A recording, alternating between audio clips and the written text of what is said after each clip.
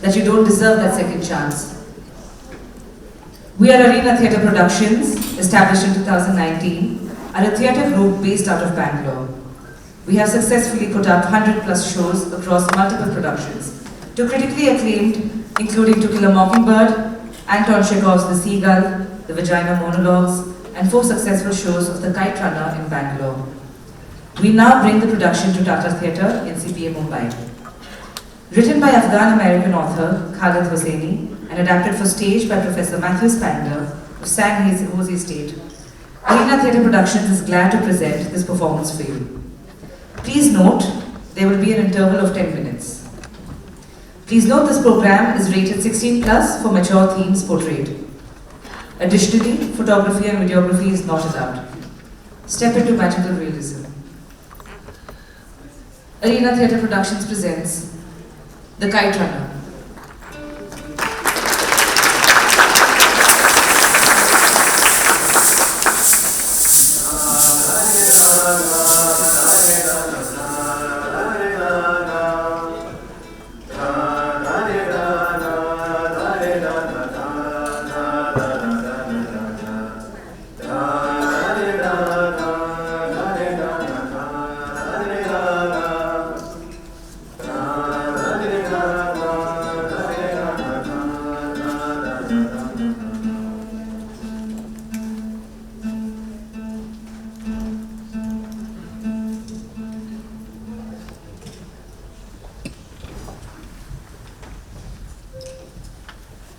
I became what I am today at the age of 12.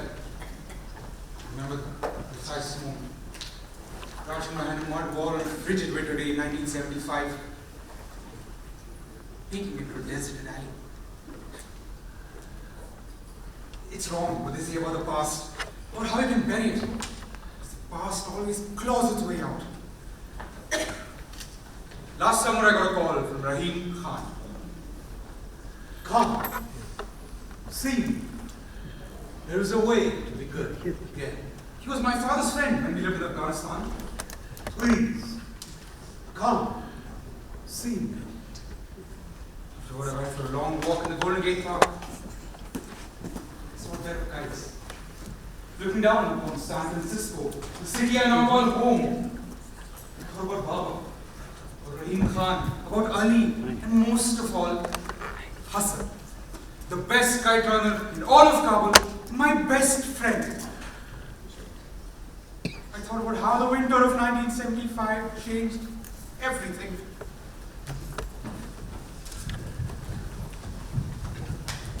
You're in. Hey, I got you. No, you did. I did.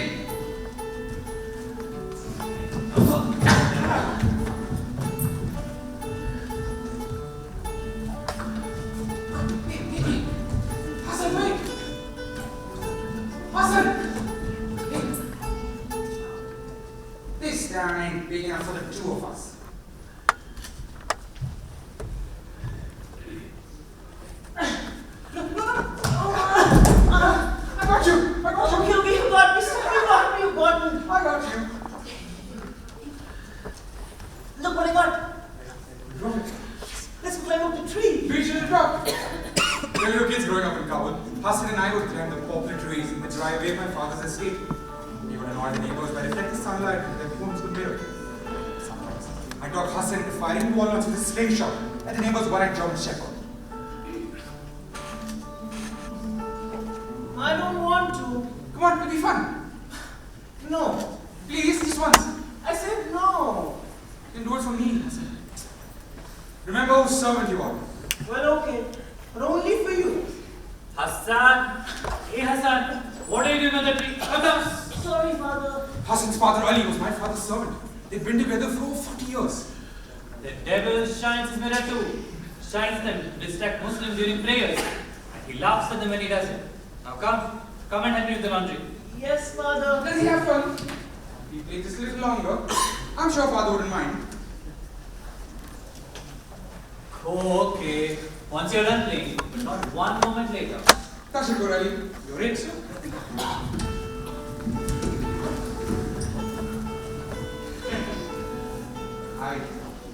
I spent my entire childhood playing with Hassan. the grounds of my father's estate. My Baba was one of the richest merchants in Kabul, and everyone agreed he had built the most beautiful house in the Wazir Akbar Khan, the city's most affluent neighborhood.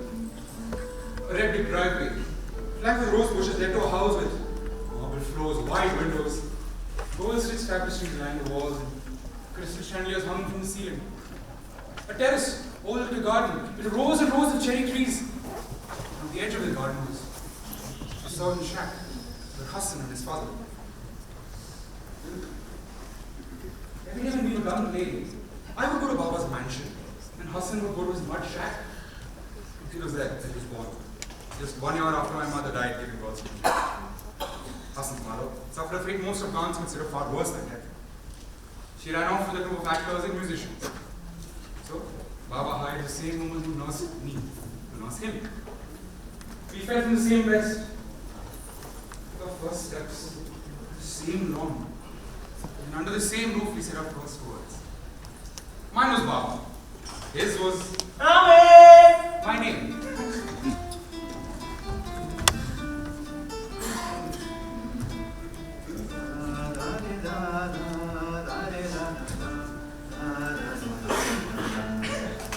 We played tag, hide and seek, cops and robbers. We spent entire winters flying kites. And we saw first Western together. Rio Bravo with John Wayne.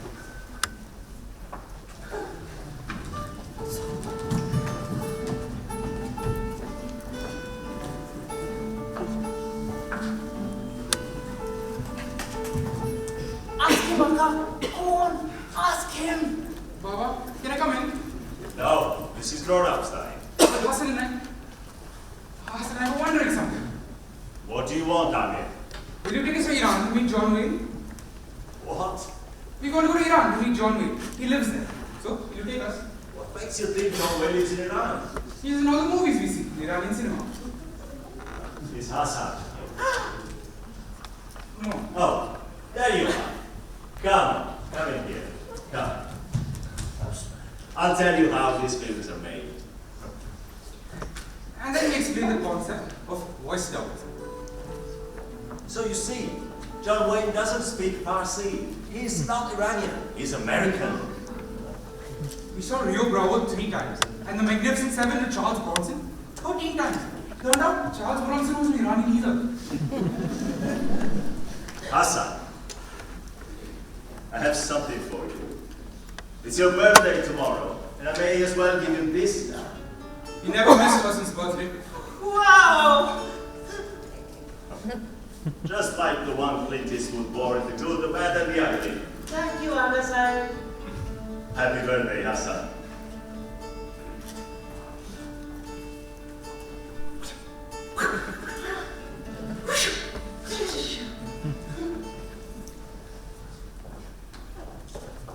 Hey!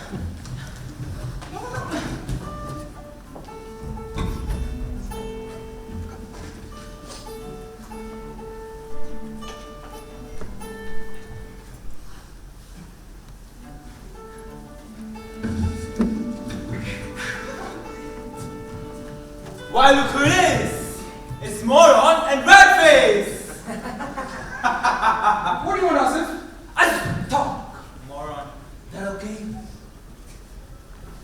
You plan to be in the kite fighting tournament this winter? Maybe. And your Hazara here, he's going to be a kite runner? Yeah. But you better watch out, because I know all the best kites. They're mine. Got it? Ask me and ask you a question! Got it? You know why they call me Asif the Ear Eater? Because I really bite and kiss your own. And I'll do the same to you if you cross me. Got it?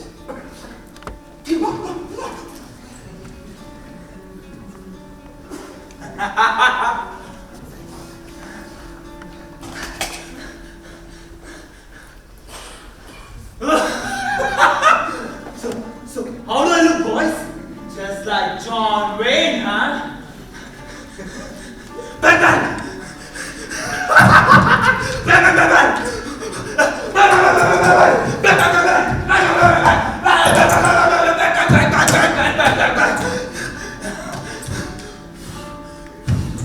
I just killed you both. Please leave us decided, Amir, you're gonna let your Hazara stand up for you. Hey, Hazara, I knew your mother. I knew her really well. She said the same thing. Please leave me alone, Naga. What a tight little sugary cunt she had. What's going on here, boys? Nothing. I was just complimenting your son on what a beautiful family. Ahmed, Baba wants you home. Go now.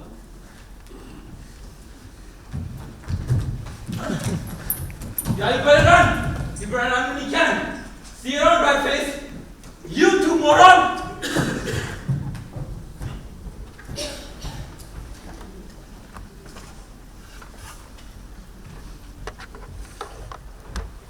Asif wasn't the only one who called Hassan names. There were many derivative terms in the Hazaras. My people, the Pashtuns, persecuted the Hazaras in the 19th century. They drove them from their lands, they burned their homes. All because Pashtuns were Sunni, whereas Hazaras were Shia. I spent the first 12 years of my life playing with Hassan, but I never really thought of him as a friend. History and religion aren't easy to overcome, and in the end, I was Pashtun, he was Hazara. I was Sunni, he was Shia. Nothing was ever going to change that. But we were kids that learned to crawl together, and nothing was ever going to change that either. There was a pomegranate tree in the hill, behind my father's estate. One day I carved our names in it.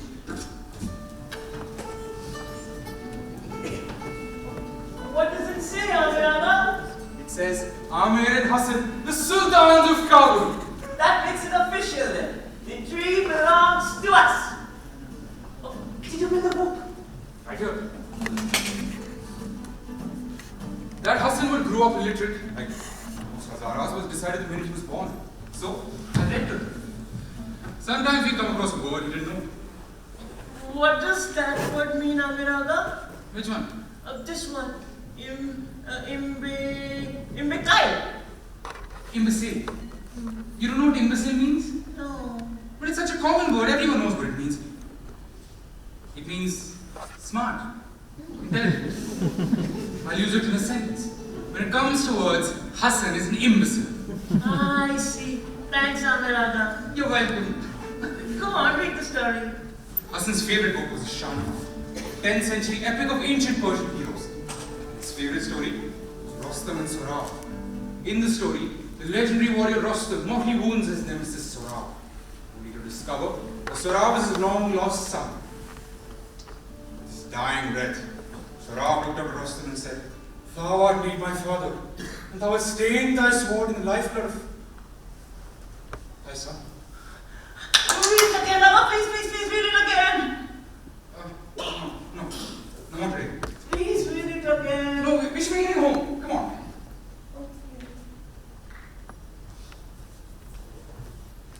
Hassan loved that story. But personally, I didn't see the tragedy in Rostam's face. Did all fathers harbor a desire to kill their sons? I always felt like my Baba hated me. He molded the world around to his liking, with me as the glaring exception. Legend had it that he had wrestled a black bear with nothing but his hands. And one time, just to prove that he could, he was an orphan run like a cow. Drew out the blueprints, funded the entire project himself. I remember all the times that he didn't come home until after dark. All the times I did it alone. When I was in school, we had a mullah who taught us that drinking was a sin. Baba, does drinking alcohol make you a sinner? You'll never learn anything from those painted idiots. You mean the mullah? I mean all of them. Based on the beers of those self-righteous monkeys. God help us if Afghanistan ever holds into their hands. But the mullah at the school seems nice. So did Genghis Khan. But you asked about sin. Okay. I'm gonna talk to you, man to man. You think you can handle that for once? Yes, Baba. Look, there is only one sin, only one. That is that.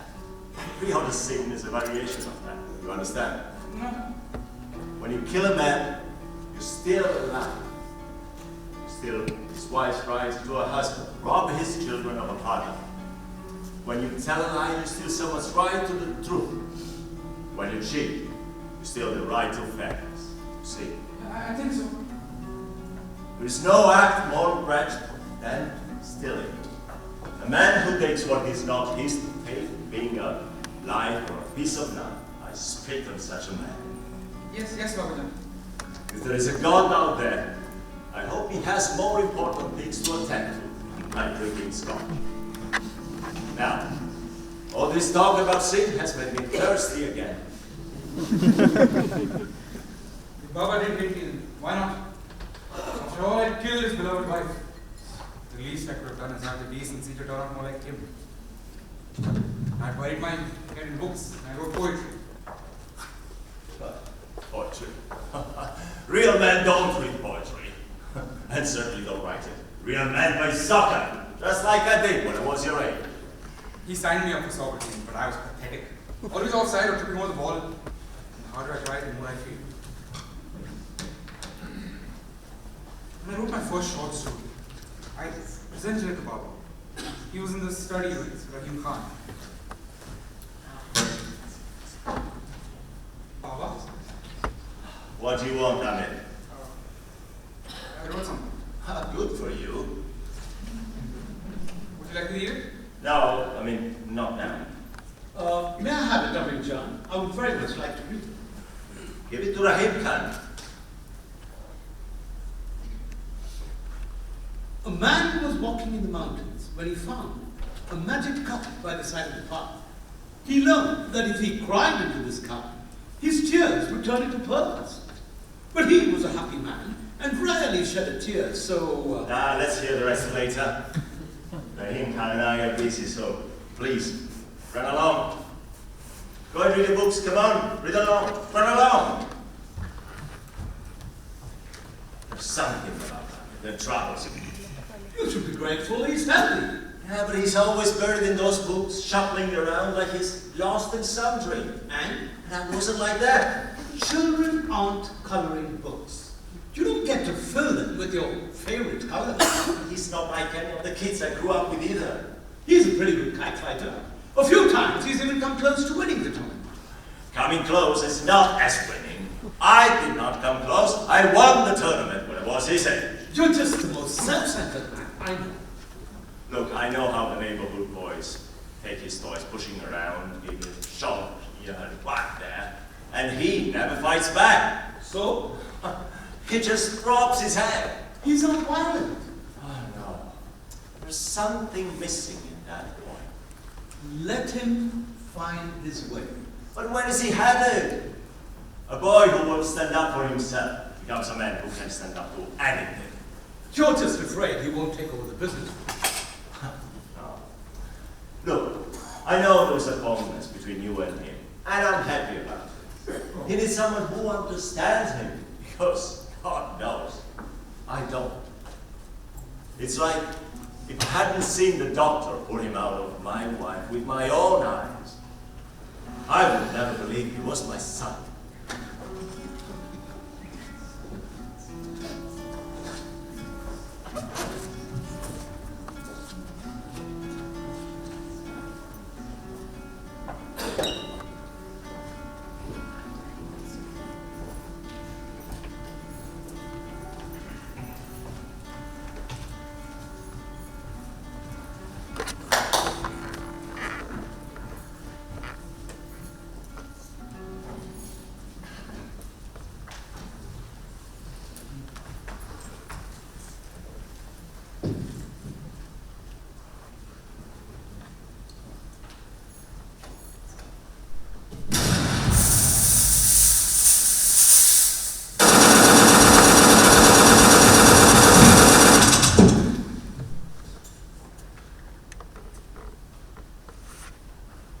King Zahir Shah's 40th monarchy has now come to an end. On this date, 17 July 1973, our new president, Dawood Khan, declares Afghanistan a republic. Afghanistan Zindabad! Long live Afghanistan! Where Dawood? Thanks to God! Afghanistan Zindabad! Long live Afghanistan! Where Dawood? Thanks to God! Afghanistan Zindabad! Long live Afghanistan! Where Dawood? Thanks to God! Amirabba, What? what's a republic? I don't know. This republic, your father and I will have to move away. think so. Amirada, What? I don't want them to send me and father away. Donkey, no one's sending you away. Amirada, What? what are you doing? I'm working on a story I wrote. The story? Like Rustam and Sarah? Yeah, kind of. What is it about? One man finds a magic cup. Every time he cries into the cup, his tears turn to pearls. He's a happy man, and he rarely sheds a tear. So he finds ways to make himself sad. And as the pearls pile up, he becomes greedier and greedier. The story ends with a man sitting on a mountain of pearls. He's holding a bloody knife. He's crying into the cup, and at his feet is his wife's dead body. So, what do you think? It's a sad story. But do you like it? Yes, I do. But will you permit me to ask a question? Of course. Well, if I may ask, why did the man have to kill his wife? In fact, why does he have to be sad to shed tears? Can't he just smell an onion?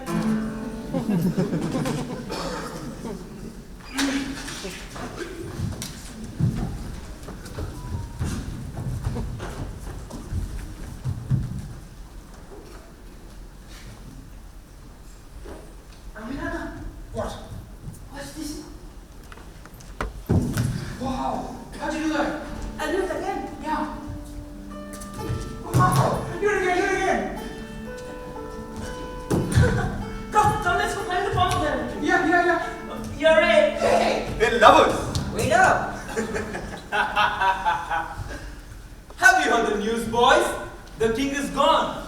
Good riddance, I say. Long live the president! Norman, my father knows the president. So does my father. So does my father. Well, he ate dinner at my house. How do you like that? Know what I'll tell him the next time he comes over? I'm going to have a little chat, man to man. Tell him what your Azan already knows. That Afghanistan is a land of Pashtuns. Always has been, always will be. We are the true Afghans, the pure Afghans. Not this piece of trash here. People pollute our homeland. They dirty our blood. Afghanistan for Pashtuns, I say. The next time the president comes over, I'm going to tell him to get rid of all the dirty Hazaras. Let us go, we're not bothering you. You bother me, alright? You bother me very much. In fact, you bother me more than the dirty Hazara. How can you talk to him, play with him, call him your friend? He's not my friend, he's my servant. You know the problem, Ahmed? If it is that you and your father didn't bring these people in, he could rid of them by now. You're a disgrace to Afghanistan. I think it's time to teach you a lesson. Get him, boys.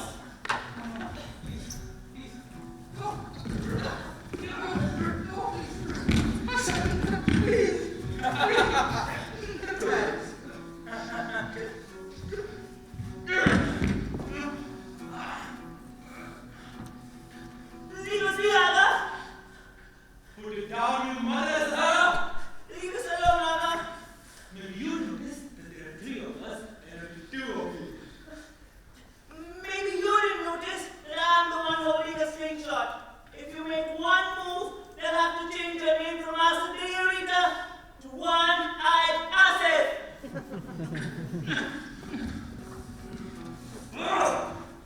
You should know something about me, you blackface. I'm a really patient person, and this doesn't end here for you today. This doesn't end for you either, Amir. Someday, I'll make you face me 1-on-1. Come on, boys! Your Hazara made a big mistake! Big mistake.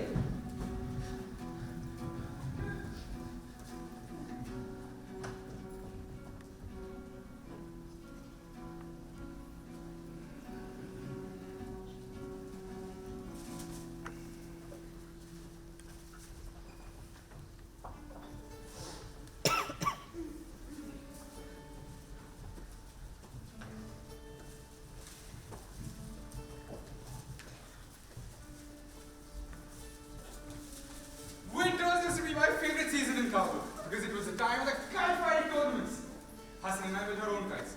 We'd spend hours cutting tissue paper and shaving bamboo, send them crossbars. Then we prepare our string. The glass cut coating line, the bullet in the chamber, ready to strike. We'd feed 500 feet of string through a mixture of ground glass and glue. The tournament started early in the morning and didn't end until the winning kite flew in the sky. The streets were filled with kite fighters, looking up trying to get in position to cut my opponent's line. Lucky fighters had an assistant. In my case, Hassan, who held the spool and fed the string. The real fun began when the kite was cut. That's where the runners came in. They chased the bottom kites through the streets until they came spiraling down. The most coveted prize of the tournament was the last winning kite. For this, fights broke out. This way! Hassan was, by far, the greatest kite runner I'd ever seen. Amirada, this way. No. Hassan's over there. Come on. Hassan is over there. No. What are you doing there? It's coming. How do you know? I know. But how do you know? Would I ever lie to you, Amirada? I don't know. Would you? I'd sooner eat dirt. Eat dirt? You do that? Do what? Eat dirt if I told you to. I would if you asked me to. But I wonder, Amirada, will you ever ask me to do such a thing? Don't be stupid. You know I wouldn't. I know. Here it comes. And may God, if he exists, strike me blind with a kite that just fall into his outstretched arms. We won! Sultans of Kabul! Sultans of Kabul!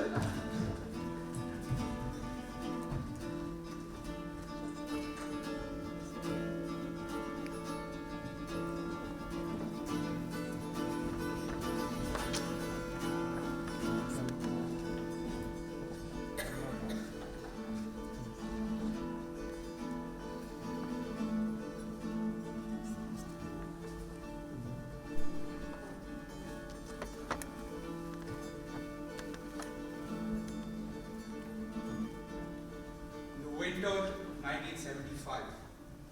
The night before the tournament, it snowed heavy. In the morning, the streets were glistening white. Word had it that this was going to be the biggest tournament in 25 years. I'd never seen so many people on our street. Rooftops were jammed with spectators. The smell of lamb kebab drifted through open doors. I looked up and I saw Baba and Rahim Khan. In order to win Baba's affection, I had to win this one. I wasn't going to let him down, not this time. Are you ready, Amirada? Okay then, let's fly! Hassan ran and tossed the kite. There, it was rocketing towards the sky.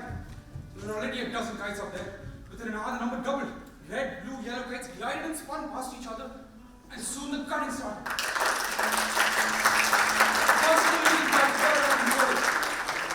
Baba pulling for me. Really enjoy watching me fade. Look out, Amirada, look out! Red kite was closing in on mine. I tangled with it a bit, and then I cut him. Nice job, Amirada, nice job! Look out for that one! I see him. I sliced a big purple one. And then what do you want to do? My hands were bloody, but I didn't care. Eventually, the number of kites dwindled from 50 to a dozen, and I was one of them. I made it to the last dozen.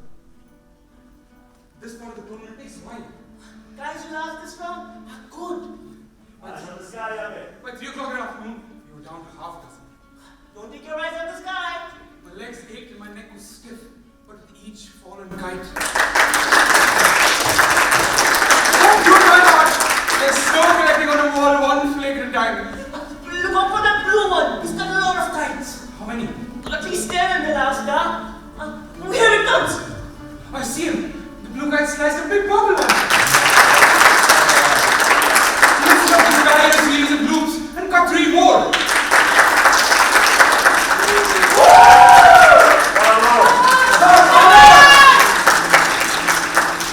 Finally, it was just me, the blue kite.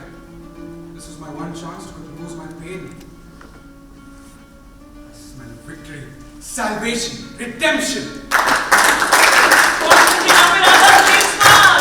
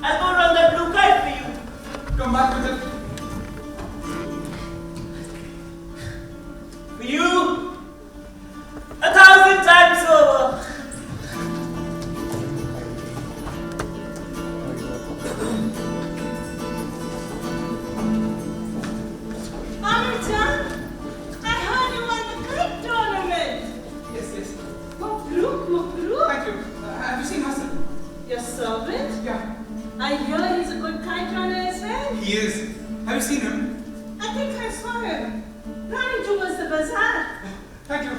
Bamire Koda. Aga? Aga, have you seen a Hazara boy about my age? What are you doing in the bazaar at this time searching for a Hazara boy? He's our servant son. Lucky Hazara, such a concerned master. Have you seen him? There was a boy with a blue kite, he ran there. Yes, yes. They must have caught up to him by now. Who? The boy's chasing him, Boro. What's chasing? Hassan. Over there! In that face! Get him, boys! Get him!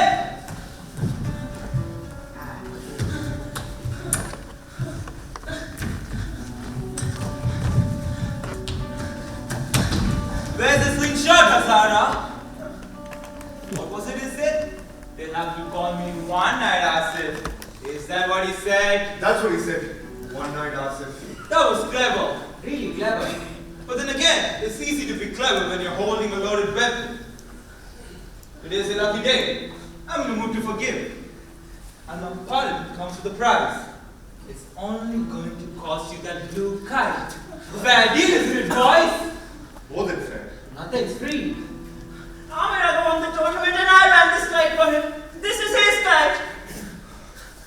A loyal Hazara. Loyal as a dog. But then again, before you sacrifice yourself for him, think about this.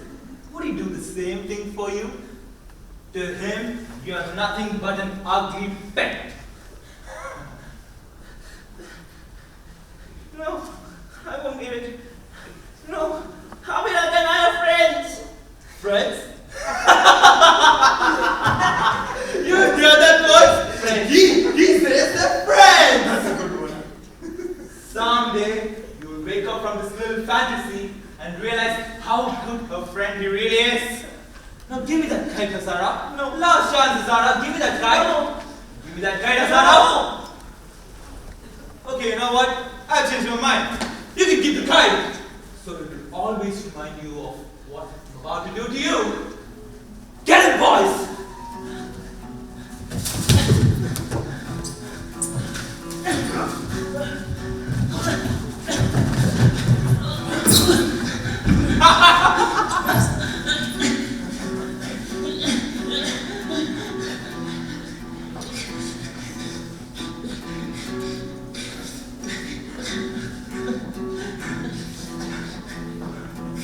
What do you say, boys? Huh?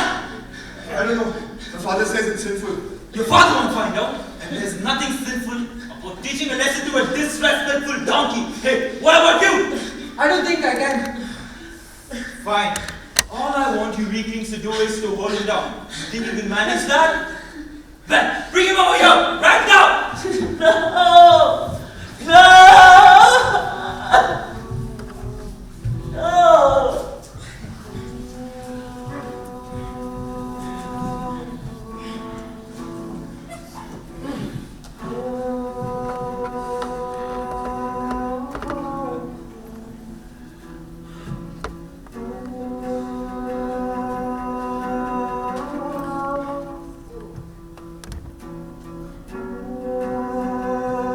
Asif unzipped his jeans, dropped his underwear, and knelt down. Grabbed Hassan by the hips. Hassan didn't struggle, didn't even whimper. And I knew I had one chance to decide what type of man I was going to be. I could run into that alley, stand up for Hassan and accept whatever would become of me. But I could run.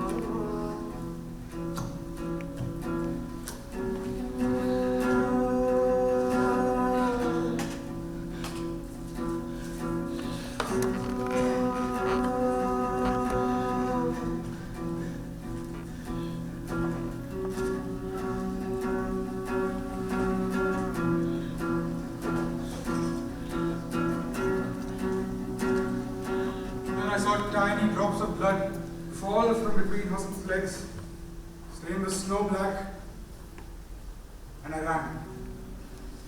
I ran as fast as I could. I ran all the way home. Congratulations, son. You're a hero. There must have been 100 guys up there. I'm proud of you. Shabash, shabash. Congratulations to you too, huh? Wait, Hassan. I will for you.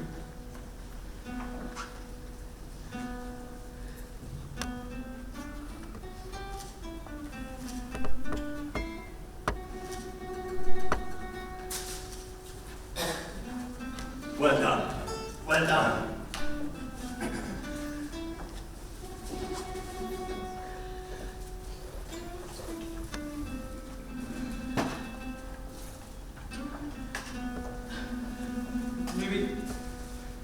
Maybe Hassan was the price I had to pay to win Baba. He was just a Hazara, wasn't he? Baba was proud for a week or two, but it didn't take me long to resume going back into his study and closing the door. As for Hassan, I couldn't even look at him anymore. I was so crippled with guilt. Amir, can I ask you something? If you have to. After the kite tournament, Hassan came home bloody and his shirt was torn. He thought he got into a scuffle with the boys over the kite. But something happened. How should I know? Something he's not telling me. Like I said, how should I know? You would tell me if you know, right?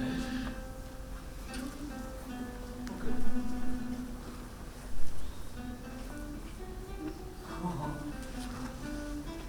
Please tell me if you get to know something. Okay.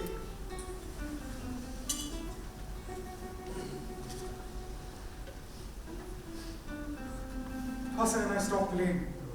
And I went out of my way to avoid him. But everywhere I went, I saw him.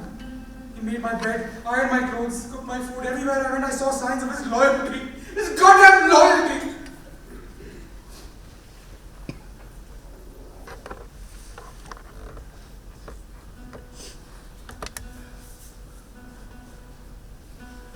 Aminata, I was going to the bakery to buy naan, and I was wondering if you'd like to join me. I'm just gonna stay here and read. But it's a sunny day. I can see that. It might be fun to go for a walk. You go. I wish you would come.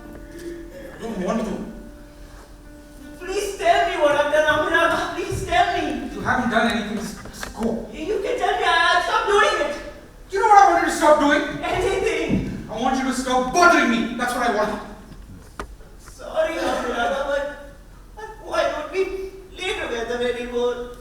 You want to play? Alright. What would you do if I hit you? What? If I hit you? Like this!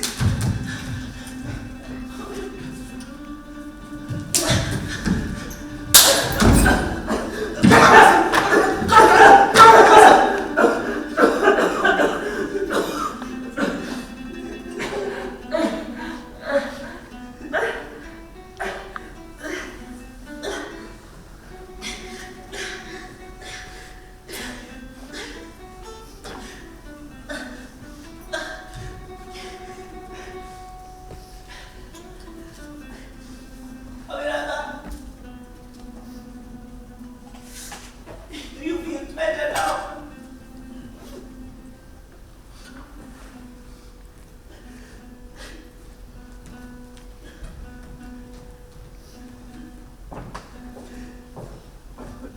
I'm going to cut down the rose bushes, Amir. I think I would use some help. Baba, have you ever thought about getting new servants? What did you say? I was just wondering, that's all. Why would I get rid of Hassan and It was just a question.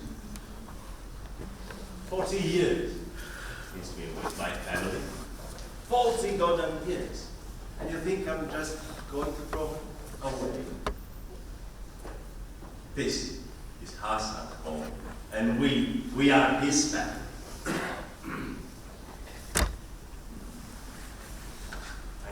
laid a hand on you, Amir. But you say that again, you bring me shame.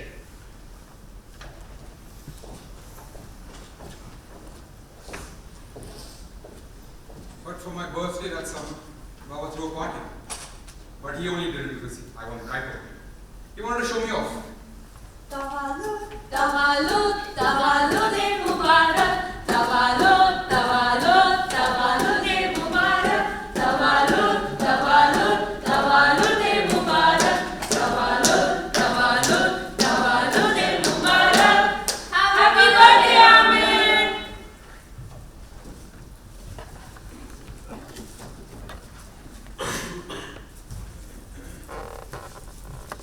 Happy birthday, Amir.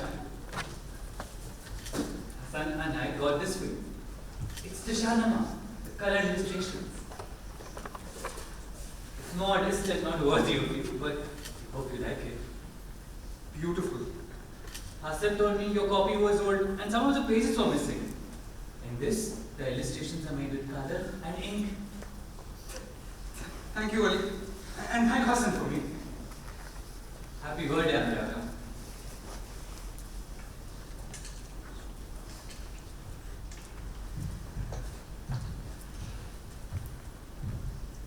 Happy birthday, Ahmed. Great party. I know how you like to play soccer, so I got this for you. Here. Well, Amir, aren't you going to thank Sir John? It was very considerate of him. Thanks. Still playing soccer, Sir John? Of course, Kakajan. I moved from wing to center forward this year. That way, you can get to score more.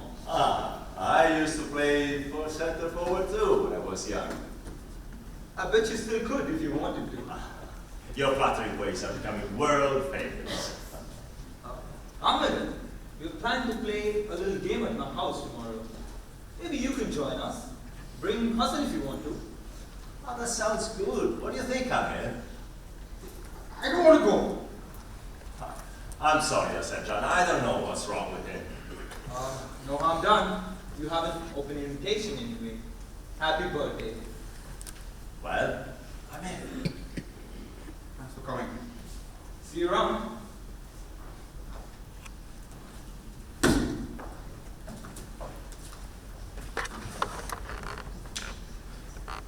Shouldn't you be entertaining your guests? They don't need me for that. I didn't know you drank. Turns out I do, but only on the most important occasions. May I sit down? If you want.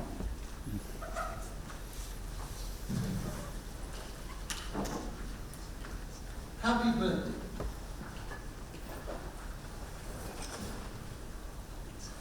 A man was walking in the mountains when he found a magic cup. For your stories, God has given you a special talent. It is your duty to hold this talent. For a person who wastes a God-given talent is a donkey. Thank you, Ring Khan. Did I ever tell you I almost got married once? You did. It's true. I was 18. Her name was Meena, and she was the most beautiful girl I'd ever seen. She was from India. Her father had this business in importing books, and they used to live in the house next door to ours. We used to meet secretly at first because we knew that neither of our families would approve. But we had this fantasy that one day we would have a big wedding and invite everyone from Kabul to Calcutta. Eventually, I gathered the courage to tell my father. You should have seen his face. My mother fainted. My brother went in to get the hunting rifle before my father stopped her. And Meena's parents? I don't even want to tell you how they reacted at the prospect of their Hindu daughter marrying a Muslim. It was the two of us against the world. It didn't happen. The world won. Her father wound up his business and they moved back to India. That was the last I saw of her. I'm sorry. Zindagi bigs around. Life goes on. doors are always open to you, aren't they? Thank you, Salim Khan. Do you remember the day of Kite Runner? Hassan came. Yes. Nothing. Thanks for the book. Look! Papa got fireworks for your birthday! Come, come!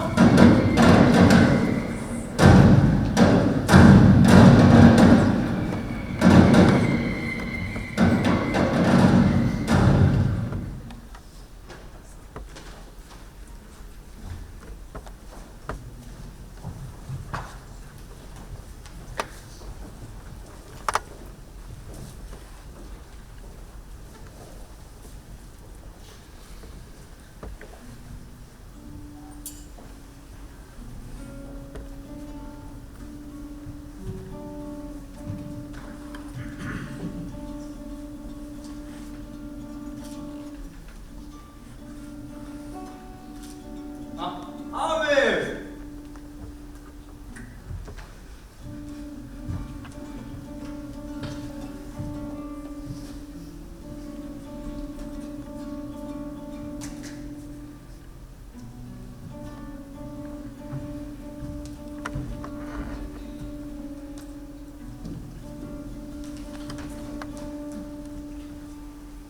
If Hassan would leave, it would lessen his suffering.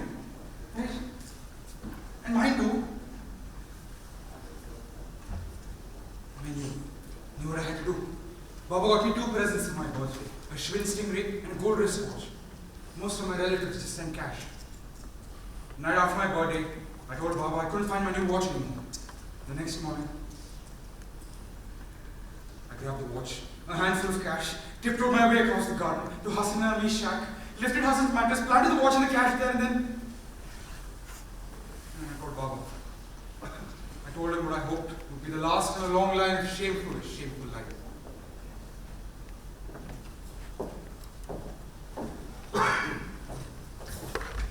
That's it. I've had enough. We're going to get to the bottom of this and settle this thing once and for all. Now, Hassan, did you steal Amir's watch and the money? Well, did you? Yes, I stole it.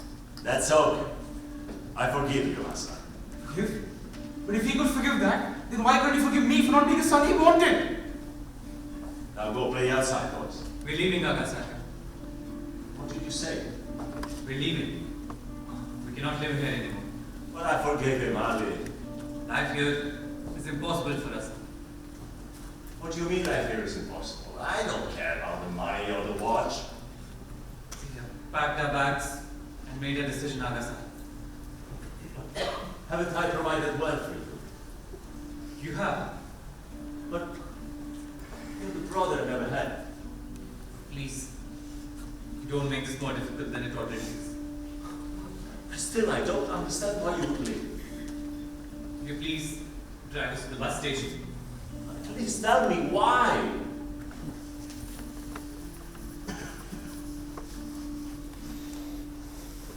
We must leave from here, Agasaka. No, I forbid it. Do you hear me, Ali? I forbid you to leave. Respectfully, Agasaka, you are nobody to forbid us anything. We don't work for you anymore. But where will you go? We will live with our cousin in Hazaraja. Will you please drive us to the bus station? And then I understood. This was Hassan's final sacrifice for me. If he'd said no, he didn't steal the watch or the cash, Baba would have believed him because Hassan never lied. And then I would be revealed for what I really was, and Baba would never forgive me. That led to another understanding. Hassan knew. He knew that I'd seen everything in that alley, that I'd stood by and done nothing. He knew I'd betrayed him, but here he was rescuing me again.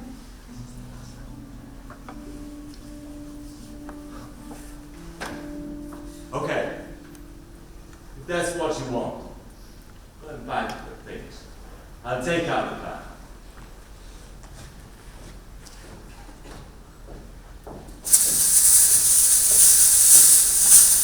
rarely rained in the summer in Kabul. But it rained. The night Baba took Ali and Hassan to the bus station.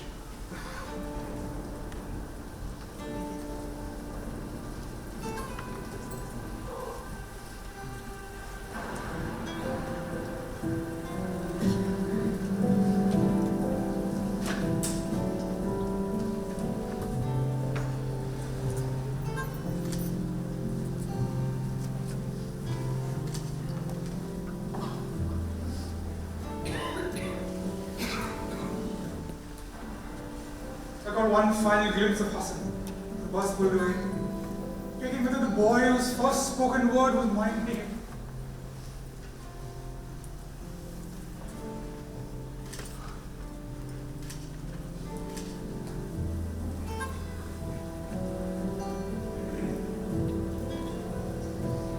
At the bus station, I saw Baba do something he'd never done before.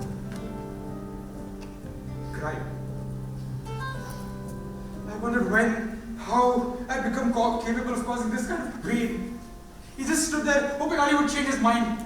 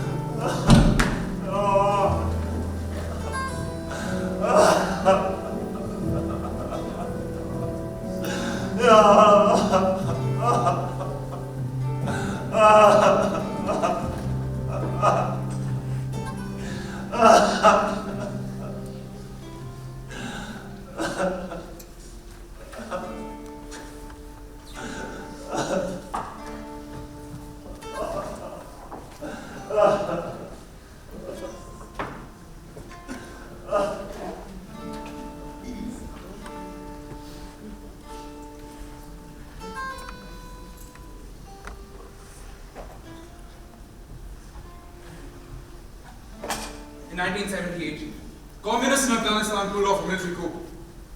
President Dawood Khan was executed. And Afghanistan was on the verge of a civil war. And then the Soviets invaded. All hell broke loose.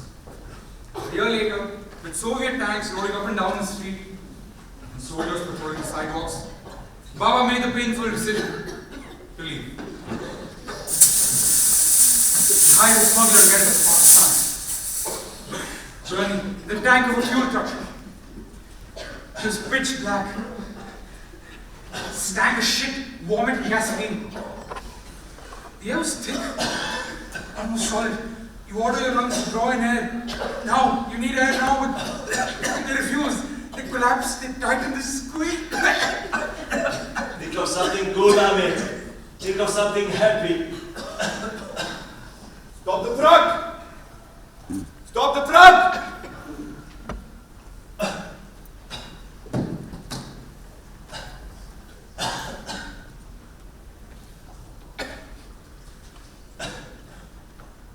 Everybody, get out! Get out of the truck! Now! Get out! Get out! Get out! Now! I tell you, that's the Sit down! Sit down on the ground! Get out! Now! Get out!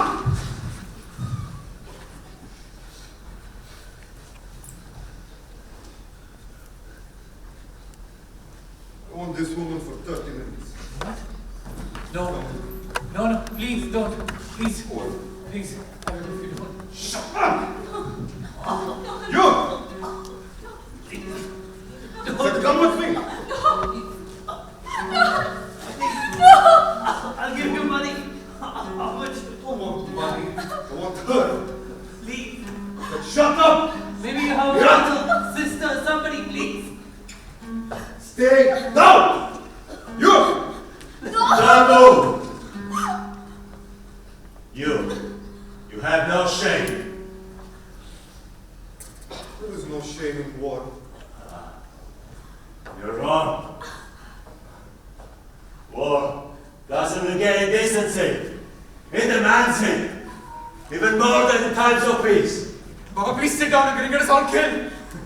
Better listen to your son.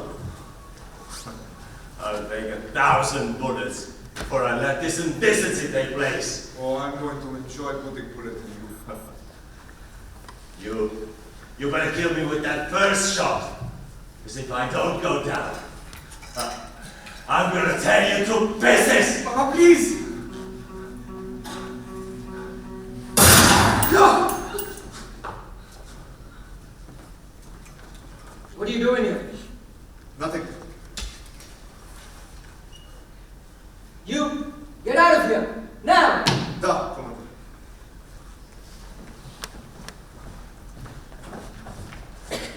I apologize for his behavior. Russia sent them here to fight, but they find pleasure to drug. Sorry. Move along. Baba scared me that night. I've never been more proud. When we reached the refugee camp in Pakistan, one of our group had suffocated, and another committed suicide. But we made it. After all that Baba had built, fought for, dreamt over, this was the summation of his life. 2 suitcases and a disappointing son. 6 months later, our applications for asylum were approved, and we were sent to America.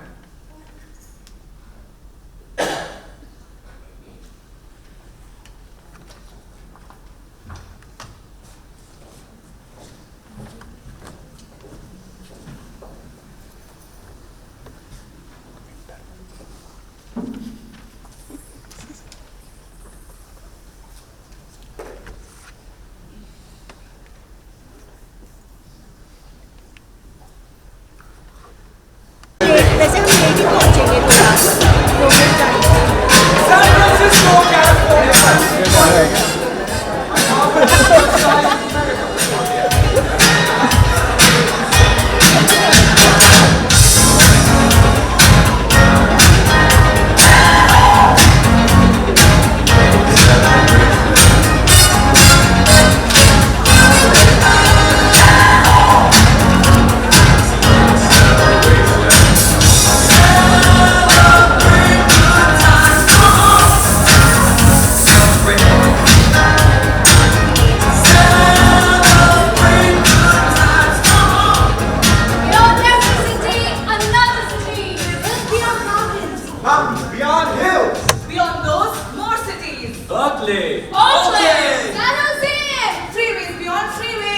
BMWs? Cadillacs! Porsche! Cars I'd never seen in Afghanistan. Baseball!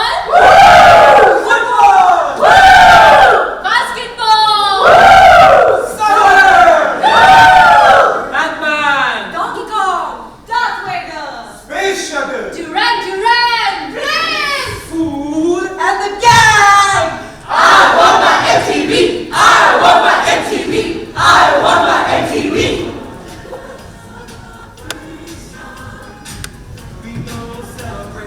5, 6, 7, 8! It's time to come together. It's up to you. What's your pleasure? America on the river rolling along. I missed America because I could wade into that river. I let down my sins to the bottom. Baba loved the idea of America, but it was living in America that gave him ulcer. The smoke stings my eyes. In this country, even the flies rest of time. And he hated Jimmy Carter. Don't talk about Jimmy Carter. Jimmy Carter is a big-toothed cretin. Did more for communism than creation. What the world and the West need is a man to be reckoned with. And that man came in the form of Ronald Reagan.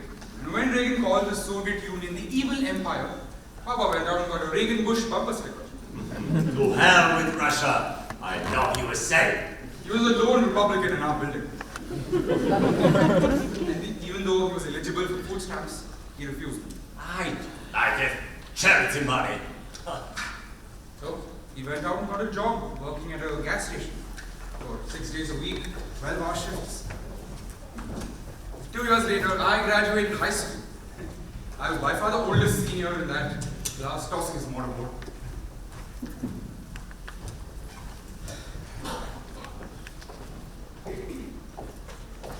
Congratulations, Samir. I'm proud of you. My iftikhar, my karam. Thank you. Come on, let's walk outside. Why? Ah, let's walk outside. I want to show you something. Okay. Look, Ford Gran Torino. It's painting, but it runs. And I have one of the guys at the station to fix new shocks. You need to go to college and not fall. Come on. You want to give it a try? Yeah. Come on.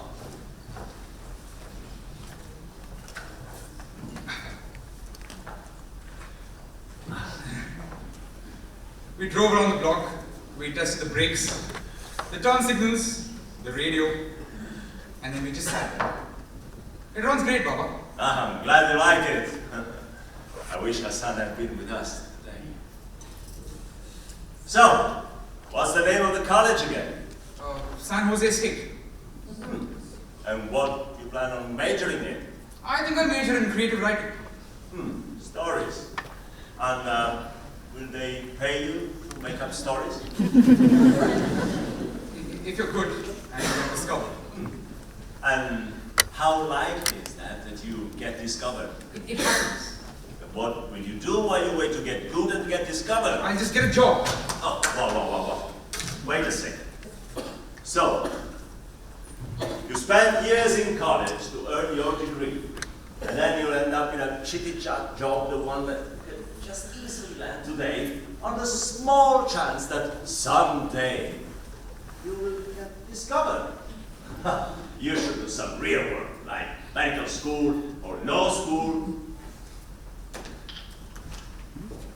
I felt guilty for indulging myself at the expense of his ulcer, but I stood my ground.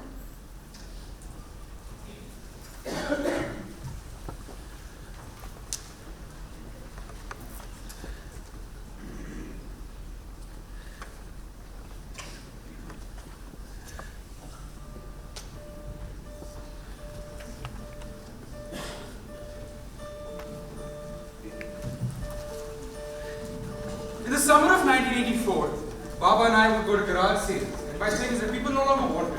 And then we would go to the San Jose flea market and sell the junk at a small profit. In those days, Afghan families bought an entire section of the flea market.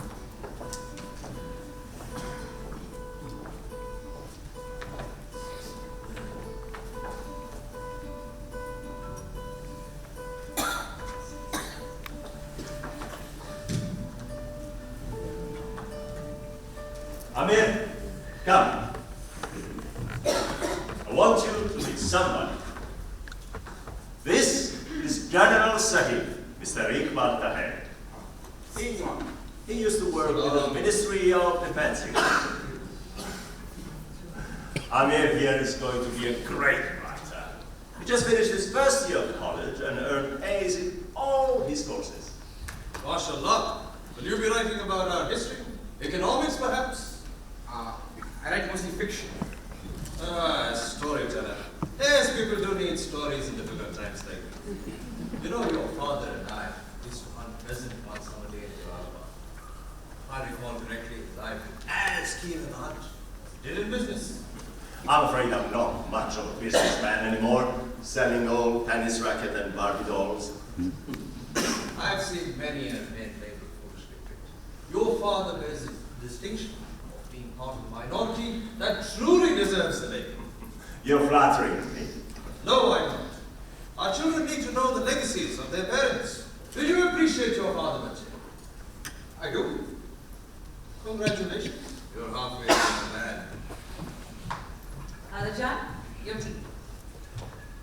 My daughter, Suraya Jan. Salam. Hi. Come, Suraya. We need to tend to our booth. Come. Careful, Ami. Careful! What? That man is bashed onto the roof. He has honor and pride, none in the most. Especially when it comes to the chastity of his daughter. Don't worry, don't worry. Yes, his wife died, and the daughter is all his left. So, don't embarrass me. Not on that. God, I won't, Baba. But I couldn't get Suraya Tahir out of my mind. The next month, I would walk up and down the aisles of the flea market, passerby Tahiri stand.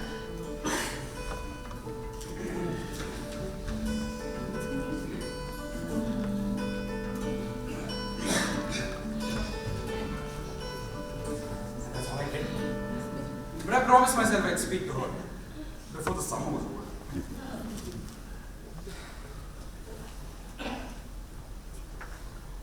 Salam. Salam. I'm sorry, I didn't disturb you. Oh, that's okay. Is the General Sahib around? He went that way. Oh, great. Will you tell him that I saw by to pay my respects? I will. And my name is Amir. Okay, got it. So that you can tell him that I saw by to pay my respects. Okay, got it. Amir. Sorry to disturb you. You did.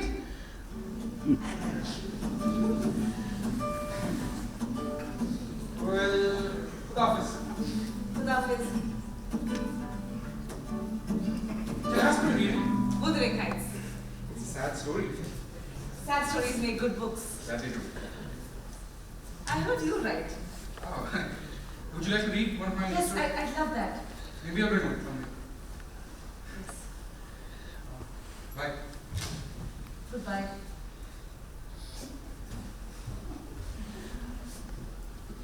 Every day, I would wait for the general to take a stroll.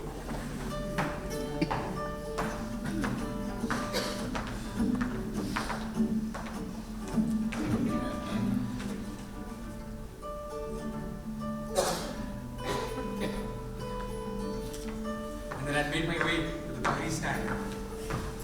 It went on like this for a week. So I'm taking classes at the community college, so I can be an elementary school teacher. My mother was a teacher. She taught at the Zarguna High School for girls in Kabul. She did. Yeah. I know teaching doesn't pay much here, and Baba says anyone can teach in America. But it's what I want. Oh, I have something for you.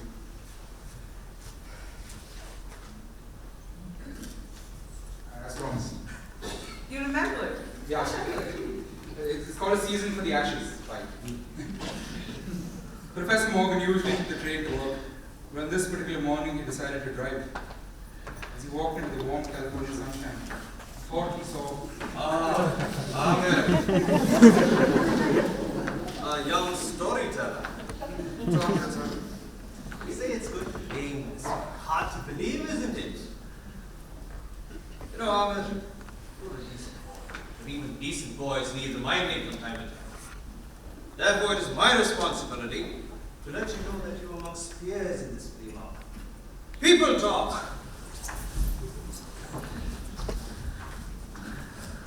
You see, everybody here is a storyteller.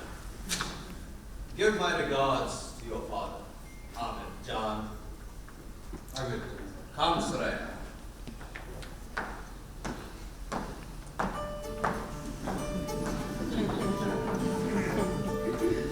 I didn't get to brood too much over what happened. Because Baba got sick. Collapsed at the flea market. His arms and legs were jerking. He was frothing at the mouth. I knelt beside him and I felt a wetness in my knee. His bladder had let go. Later that day, the doctor showed me Baba's CAT scan. Cancer. Brain was covered in grey spots. After weeks of paperwork and lost referrals, he finally got in to see an oncologist.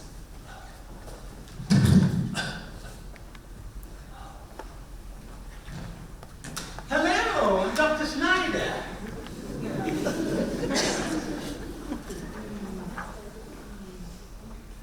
Well, it doesn't look too good, but we do have some options. I suggest we put him on steroids to reduce the swelling in his brain, and then maybe some radiation a little later. Stay and listen to that cough. Wait. Wait, where are you from? Sorry? I said, where are you from? Well, I grew up in Michigan, did med school in Ann Arbor, and came to California for my residency. I mean, where is your family from? Russia is... Russia? Ah, no Russian is going to touch me! It's alright! Get away from me! No. Sorry. Can you give us a minute? Sorry. Cops! Just be outside. Thank you. I read his biography in the waiting room. He's from Detroit. I don't care. But he's more American than you and I will ever be. No! He's Russi! His parents were Russi! His grandparents were Russi! He's Russi! His family fled the Soviets like us. No. I swear on your mother that if he ever tries to touch me again, I'll break his arm. Please be reasonable. You can't just go around rejecting everything. No! Don't challenge me! Not on that! Get me to the doctor! Yes, Baba's next oncologist, Dr. Amani, was Iranian, and Baba proved. The prognosis wasn't good. The cancer had started in his lungs and spread to his brain. Baba refused radiation. The next few days, our apartment was crammed with Afghan families wishing him a speedy recovery. And that included, of course, Suraya and her father. The next week I called my Baba and told him that I wanted Suraya back. He called on the general and the general accepted. But Suraya wanted to speak to me first.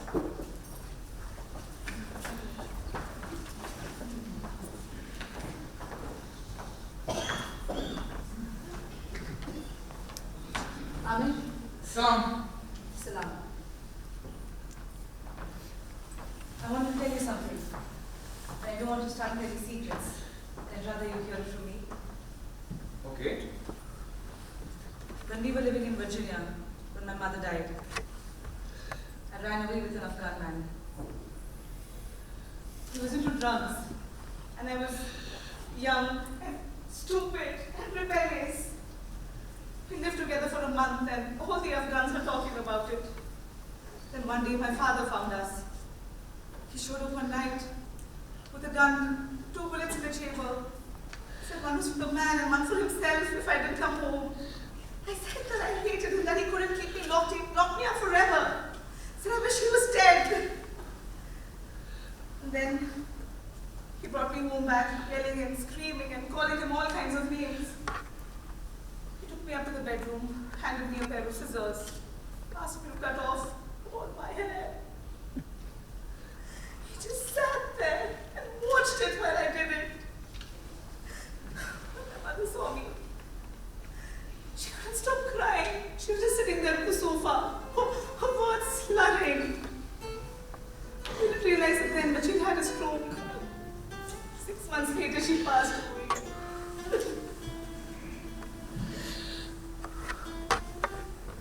My father and I moved to California. I'm sorry.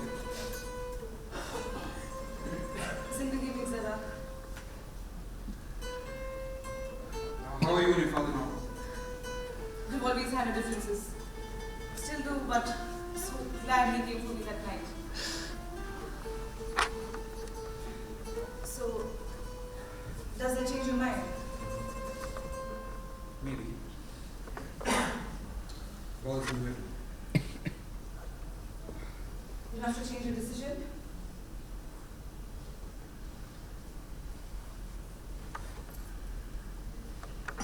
No, sorry. Not even close. Nothing you said changes our I was thousands of miles away. Years ago. I still hear people talking about it.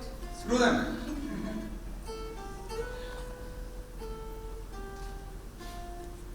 I'll get married. You better go. Your father will be coming after me. Thank you. Sorry. Yes. I have a... Never mind. Thanks for coming. I almost told her about hustle. There are many reasons why Suraya Tahiri is a better person than me. Courage is just one of them. Baba spent the remainder of his life savings on our wedding. He rented the banquet hall, paid for my tuxedo, bought her a gown, and then bought my traditional green suit, the color of Islam, for my nikah ceremony.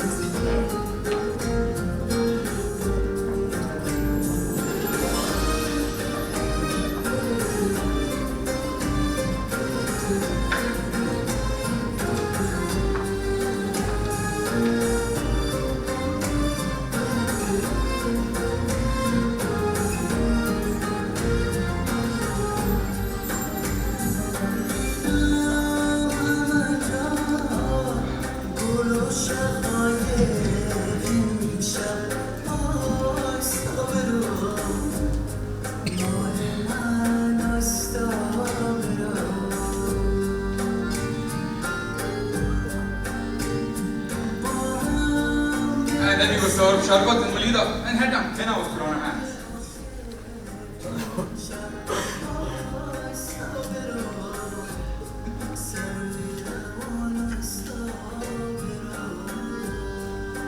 As I gazed into Suraya's eyes, I wondered if Hassan too had married.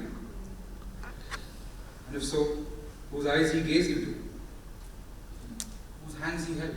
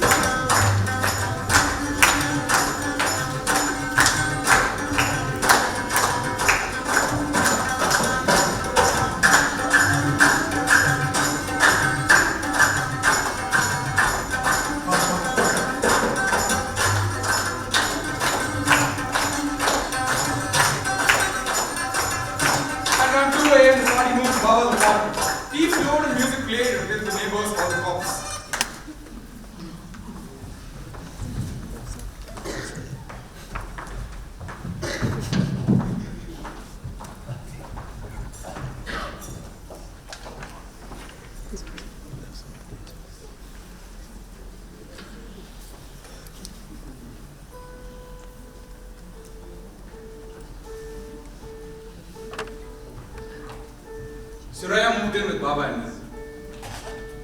She helped him in and out of bed. She cooked him his favorite dish, potato sherwa. She gave him his pain medication, washed his clothes, and then every night she would read. Come, Babajan. Sit down.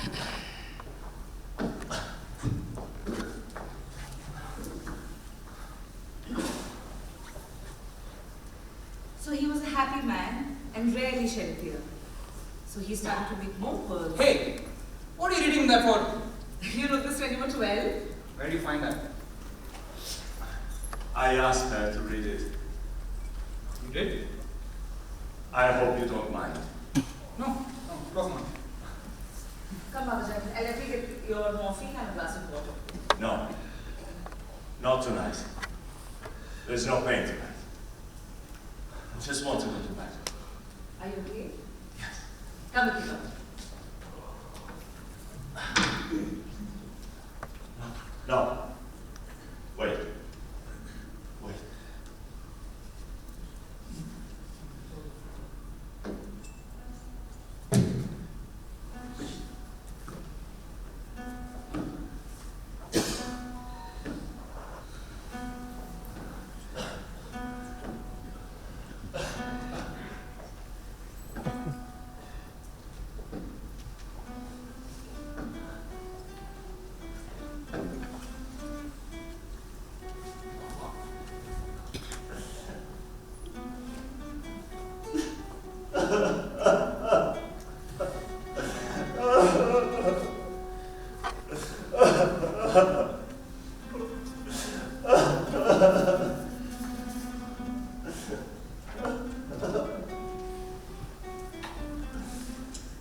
Good night, Amen.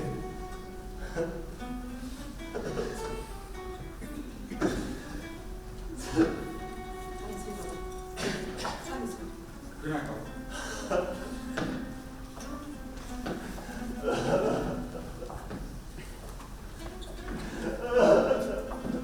Baba went to sleep that night and never woke up. We buried him in the Afghan section of a local cemetery.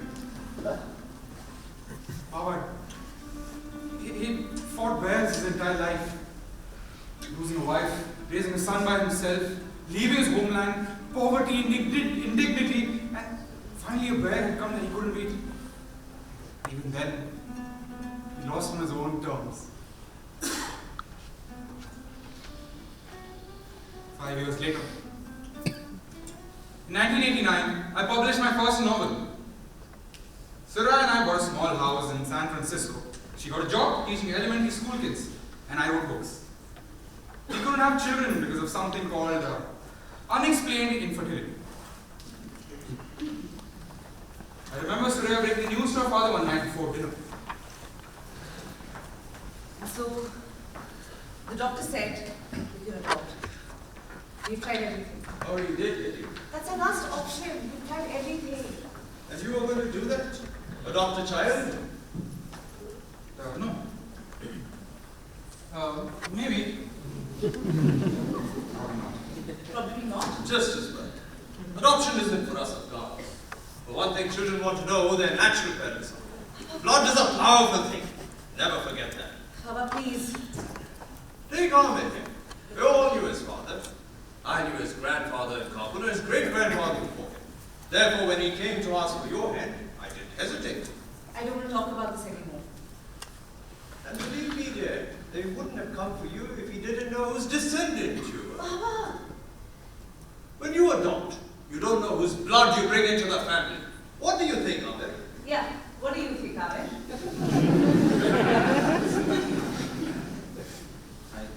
I think you're right, Tim.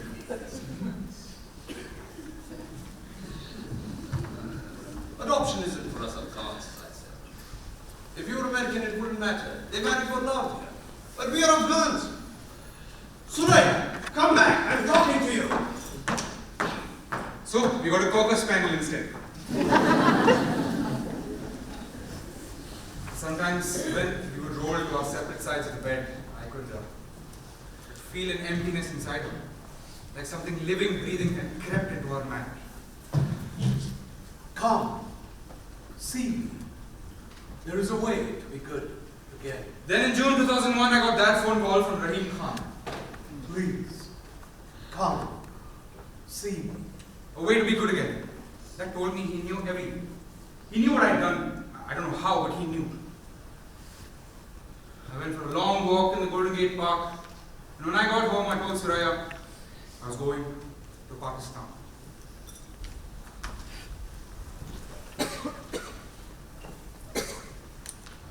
The last time I'd seen Rahim Khan was the night Baba and I fled Kabul. Thank you for coming on. Nice to see you. How did you find me? It's not difficult to find people in America. I got a map of the United States and called information for cities in Northern California.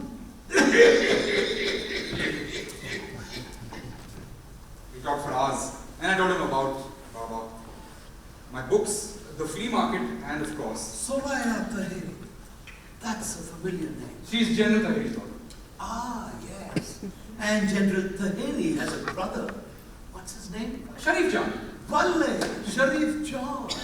I knew Sharif John in Kabul. He is in America now. He's been with the immigration service for years. Do you and Soraya have children? No. That's a shame.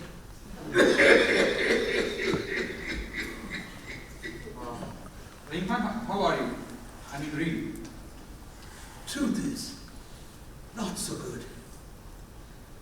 I'm dying of it. I came to Pakistan to see a doctor, but there's no hope. How long do you have? A month? Maybe 2. Let me take you to America with me. There are good doctors there. I have seen good doctors here. It's God's will.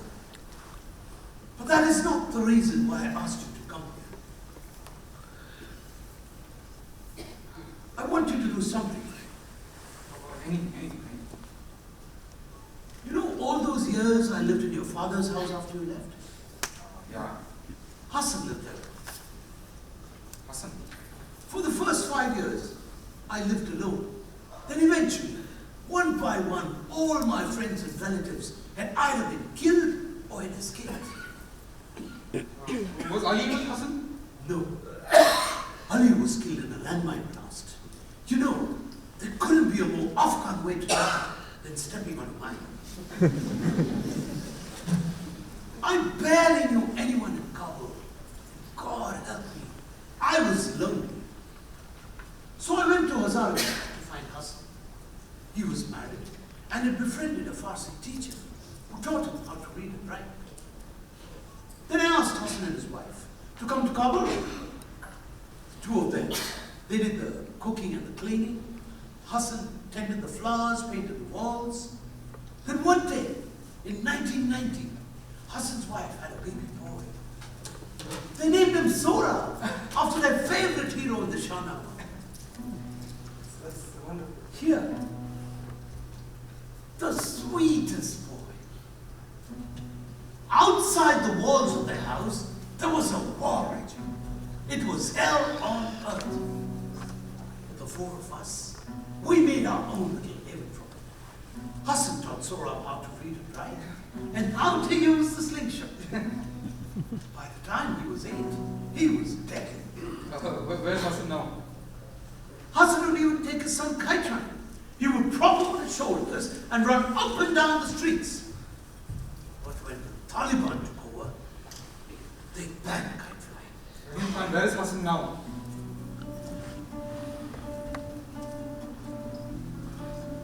Soon after I came to Pakistan, a rumor spread that a Hazara family was living alone in a big house in the Wazir Akbar Khan. 2 Taliban officials came to investigate. They accused Hassan of lying when he said he was living with me, and called him a thief like all Hazaras, and asked him and his family to get out of the house. When Hassan protested, they took him to the street and shot him in the back of his head. When his wife came screaming, they shot her too. So, self-defense. And the Talibans moved into the house. Now listen. Please, listen to me. Sorab is in an orphanage in Kabul. I want you to go to Kabul and bring him here. I can't go to Kabul. Come. But Kabul is full of broken children. I don't want Sorab to be another. No, I don't want to go to Kabul. I can't go to Kabul. We can give Sorab a new life. Why me? Why does it have to be me? If it's a matter of money, then I just pay for it.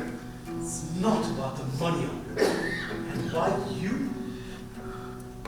We all know why that's. If it wasn't for what you did, Hassan would be living in America.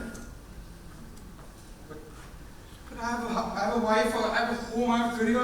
You'd have me this all time for a kid I barely know who might not even be alive. You know, your father once told me, a boy who doesn't stand up for himself will become a man who doesn't stand up for anything. I wonder, is that what you've become? Maybe Baba was right. There's something else. Something you don't know. What? Ali was sterile. He couldn't have children. Of course he could. His wife had Hassan before she ran off. But Ali wasn't Hassan's father. Then who was? I think you know who. Baba? Did Hassan know? Nobody knew. You bastards. You goddamn bastards. Bunch of lying goddamn bastards. Please, Ahmed. How can you keep this from me? Please, Ahmed. It was a shameful situation. Your father, he loved you both. But he was torn between 2 halves. He couldn't love Hassan openly. People would talk. Look, I don't need this shit. That's why he took it out on you, Amir. My whole life has been one big humongous lie. And what did you say? Nothing. A goddamn thing. Please, Amir. Don't go.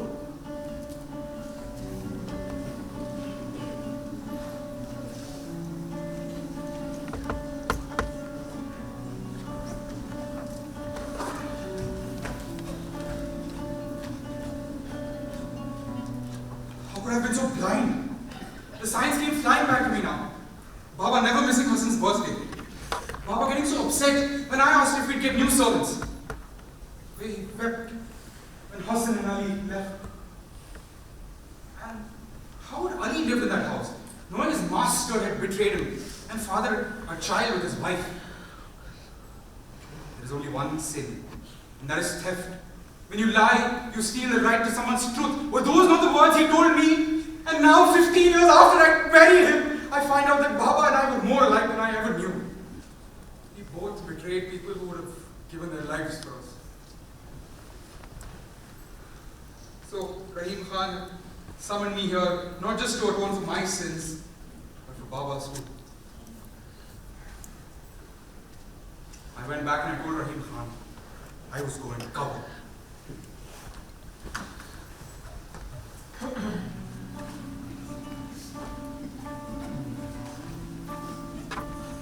You Ahmed? You must be Farid. My name is Farid. Nice to meet you. Get in the car. We drove west. As we crossed into Afghanistan, reminders of the war littered the road. Burnt out carcasses of Soviet tanks, overturned trucks. Are the Taliban as bad as I hear? No. They're worse. They don't let you be human. They ban kite flying, music, school for girls. They don't let women work. I once saw Talib beat a woman so bad that her mother's milk came out of her bones. They use the soccer stadium as an execution ground. I feel like a tourist in my own country. You think of this as your own country? I grew up in Afghanistan. Let me guess. You had a big house with a big garden. Your father drove an American car. You had servants, probably a Hazara. Am I close? Yes. You are always a tourist in this country. When we entered Kabul, I saw collapsed buildings, rubble beggars everywhere. My father built an orphanage a little south of here. Yeah, I remember that. The Taliban tore it down. Where are all the trees? They cut it down for firewood. Besides, it was easier for the snipers to hide in them. There's a new orphanage now. It was in a ruined barracks along the dried up Kabul River.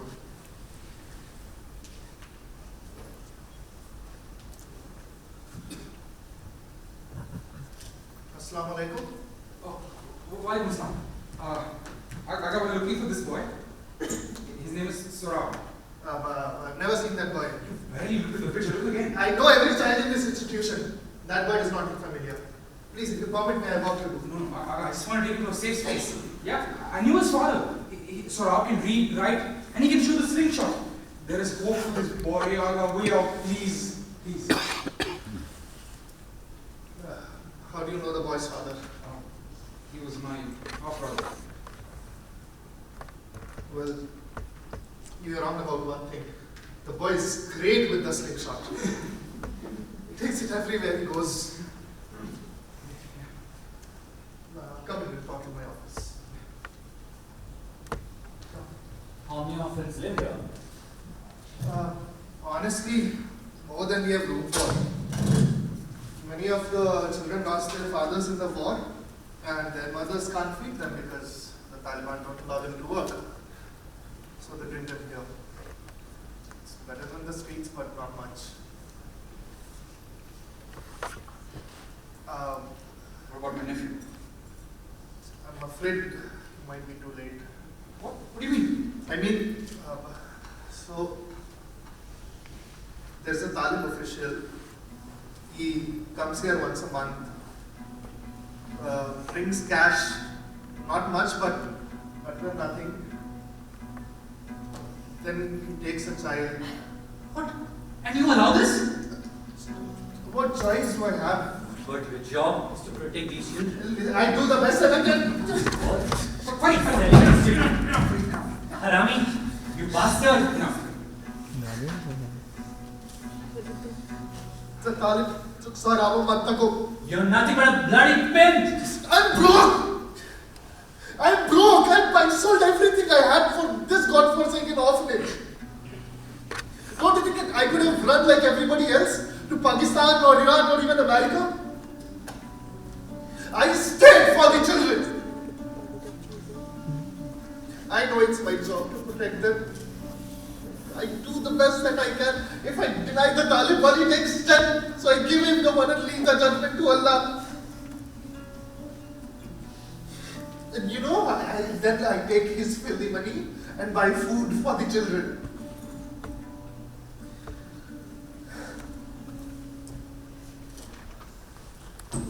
What happens to the ones he takes? They come come back sometimes. Sometimes they don't. This man, how do you find him?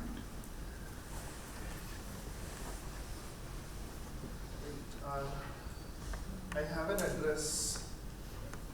I'll fix up an appointment. Yeah. Please go. Please. Why did you tell me your reason for coming here? You didn't ask? I had children. 2 daughters. They're dead now. I'll help you find this boy. Thank you. Thank you. Now, later, you were in the driveway of your large house. I'll wait for you in the car now. It should not take more than a few minutes. I hope so.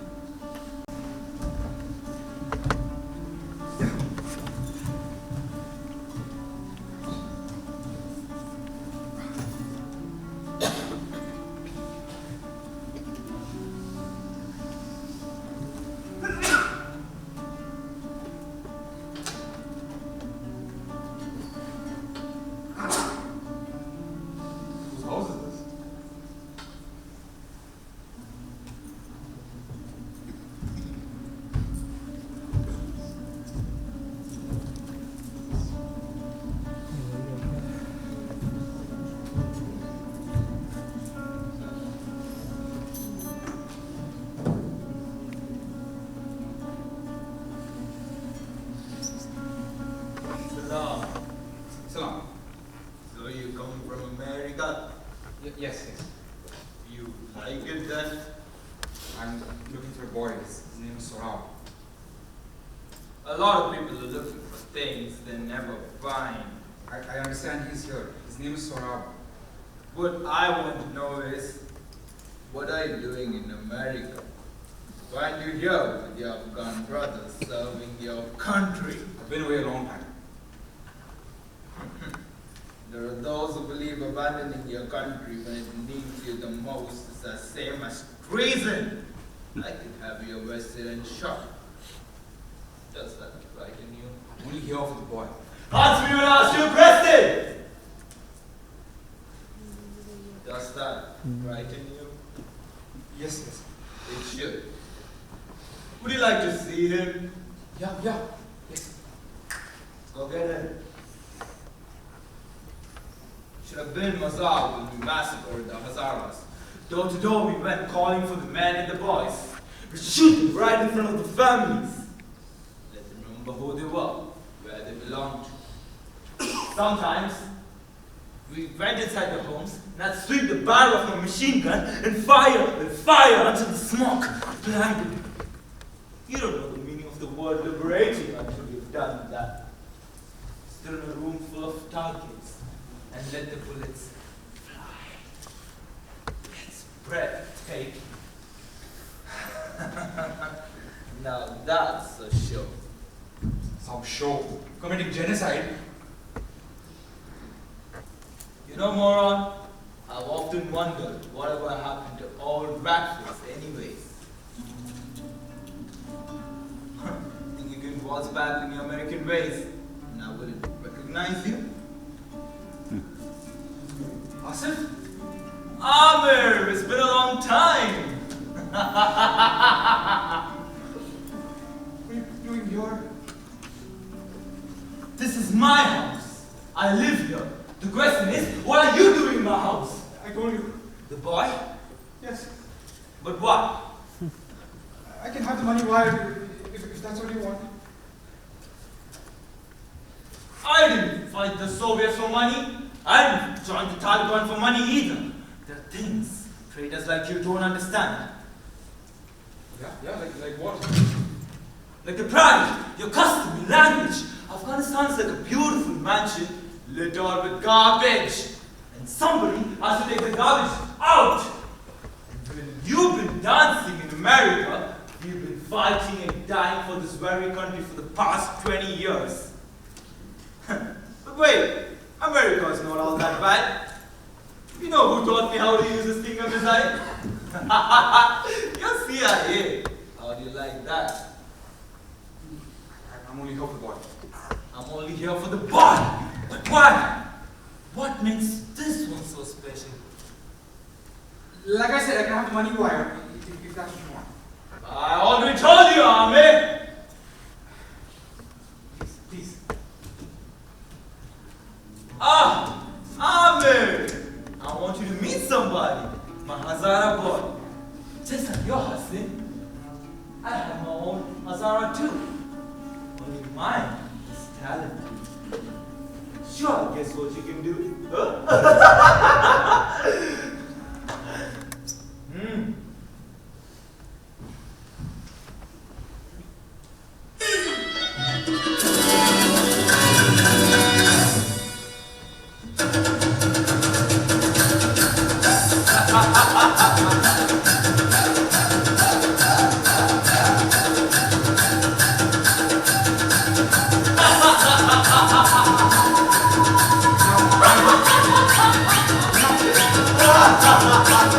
Please, that's enough! Please!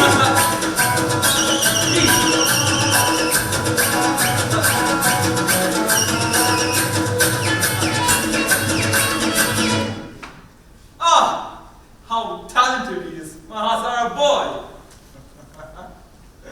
So, you want it? Yes.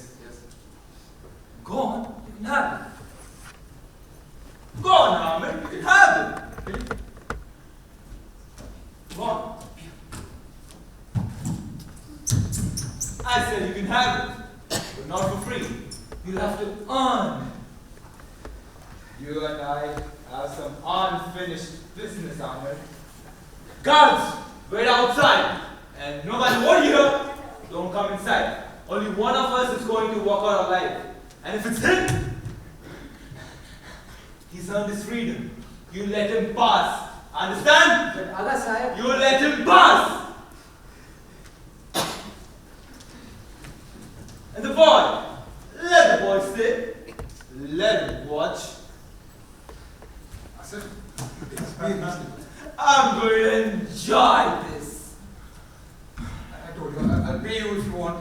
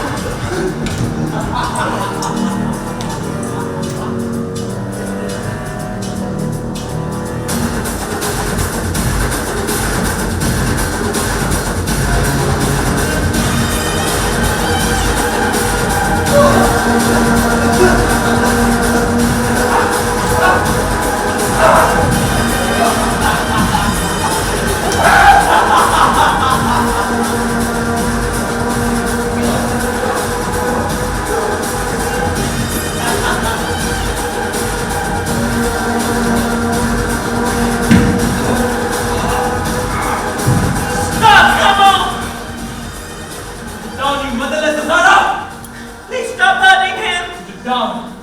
What I'm about to do to you will be much worse than what I'm about to do to him. Stop! Sit down.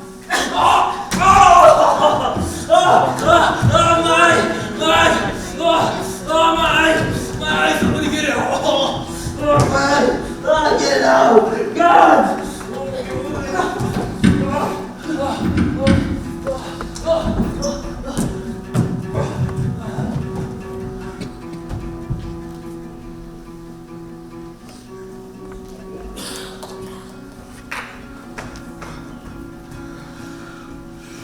We stumbled to the car, but thank God, Fareed was still waiting. I just passed out. When I woke up, we were in Pakistan. My idea was to drop Sarab off with Rahim Khan and then fly back home. And I meant to. went to meet Rahim Khan. He was gone. And it turned out there was no American couple that was running a charity home for children. I didn't know what to do. So I called Suraya.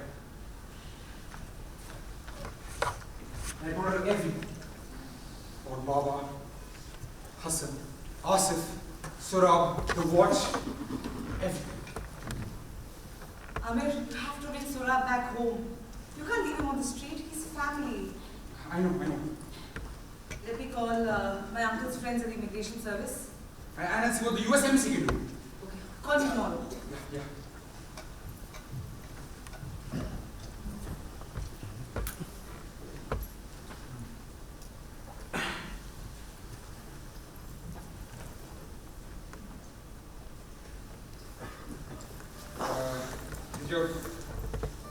Did your father ever tell you about me? So you know who I am. What did he say? He said you were the best friend he ever had. I wasn't such a good friend, I'm afraid. But I'd like to be your friend. Would you like that? Yes. You know, my wife and I, we live in San Francisco. Would you like to come live there with us? I saw a picture of San Francisco once. It was a red bridge and tall buildings. Oh, you should see the streets. They're so steep that when you drive up them, all you see is the hood of your car and the sky. That sounds scary. It isn't first, but you'll get used to it. Does it snow there? No, but we get a lot of fog. You know that red bridge? Sometimes the fog is so thick that all you see is the top of the two towers poking through. So too many people speak Farsi there. No, but my wife speaks Farsi. And you learn English fast enough. What if you get tired of me? I won't get tired of What if your wife doesn't like me? you. Trust me, Suraya is going to love you. I don't want to go to another orphanage. I will never let that happen. Please promise me you won't. Please promise me. I promise you, I will never let that happen, Suraya.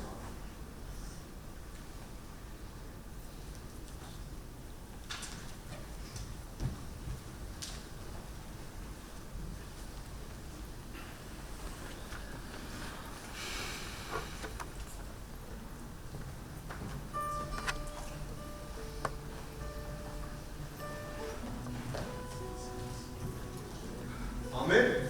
Hi. Ahmed! Welcome to the US Embassy. Nice to meet you. Omar Faisal. Yeah. You too. So, I'm an immigration attorney and the embassy brings me in to consult on cases like yours. Don't worry, I know both sides of the equation pretty well. Born in Kabul, lived in Karachi, but actually, I grew up in Berkeley, California. Berkeley? Yeah, my dad had a music store there in the 60s. I was even at Woodstock. Oh, cool. You know what I'm talking about. Rebecca Andrews, she behind the visa. Hi. Hello. I'll get right to the point. We looked at your petition to adopt a child, and my honest advice is to give it up. What? Really? No, not necessarily. Look, living in America has taught me anything. It's like giving up is right up there with pissing in the Girl Scouts lemonade jar. I use this everywhere. But our job is to provide you with the facts, and the truth is, you have a long battle ahead of you. Why? Well, your petition faces significant obstacles. To start with, the child is not even a legal orphan. Of course he is. No, legally he is not. But his parents were killed by the Taliban. Do you have their death certificates? Death certificates? This is Afghanistan we're talking about. Most people don't even have birth certificates. Look, sir, I don't make the laws, and you need to prove that the child's parents are deceased and he must be declared a legal orphan. But how am I supposed to prove to you that Your next problem is that you need the child's country of origin support, which is very difficult under the best circumstances. And to quote you, it's Afghanistan we're talking about. Fine, so I just leave him on the street, right? No one said that. Look, we're just telling you how it works. I'm his uncle. Does that count? It does if you can prove it. You got any papers or anyone who can attest to it? No papers. papers, and the only one who can back me up is gone, maybe dead. I don't know. Are you Muslim? Yes, I am Muslim. Practicing? No. Doesn't help your case. Fine. So what are the Oh, you don't have them. What? No. Hey, wait. Okay, you can relinquish him to an orphanage here, and then return home and find an orphan petition from the US. No. I promised him I wouldn't leave him at an orphanage. Please, there must be some other way. Please, please. Please, the orphanage is your own best option there. I'd say that's your only shot.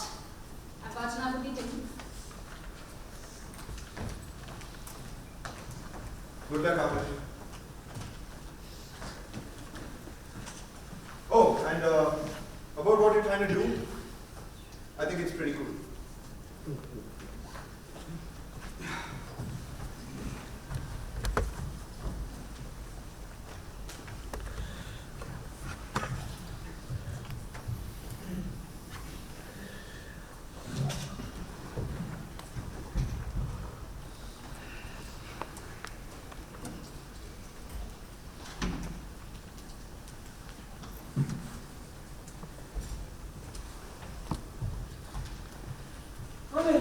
What did they say?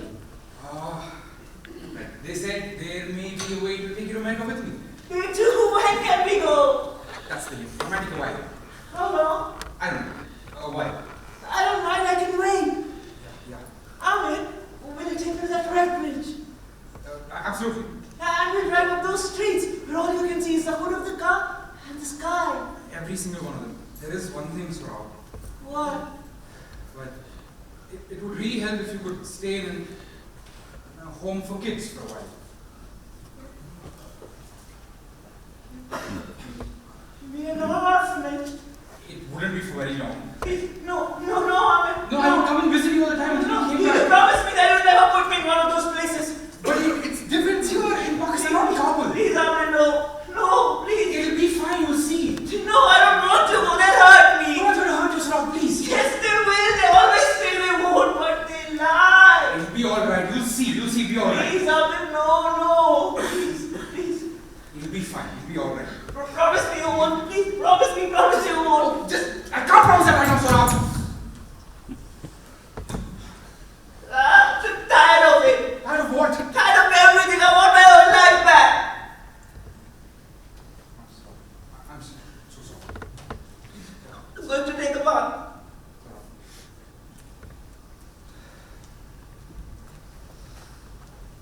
While Surab was in the bathroom, I fell asleep. Sometime later, the phone woke me up. Ahmed?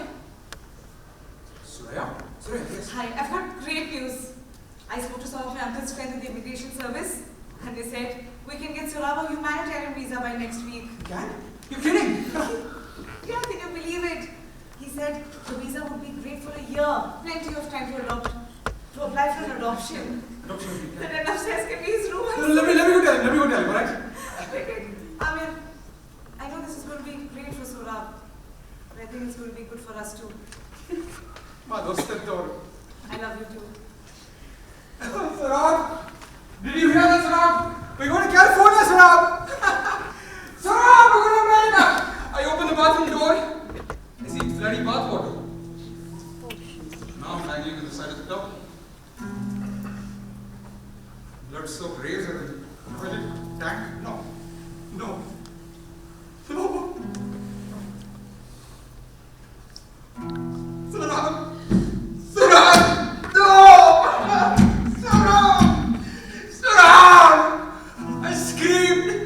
I screamed until the ambulance took him away. At the hospital, they put a white sheet over him, wheel him away. And I know what I have to do. West. Where's West? Which direction is West? Excuse me? Which direction is West? Please. Someone, please. Which direction is West, please? I see now that Baba was wrong.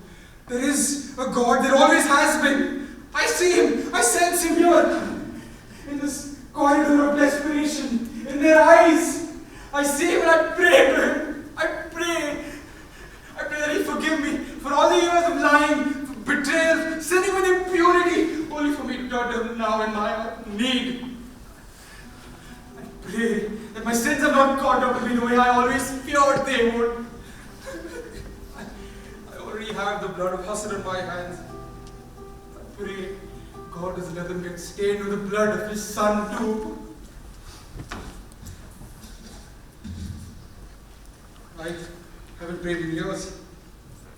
So I say the few words I still remember. La ilaha illallah Muhammad. La ilaha illallah Muhammad Rasulullah. La ilaha illallah Muhammad Rasulullah. La ilaha illallah Muhammad Rasulullah. La ilaha illallah Muhammad Rasulullah.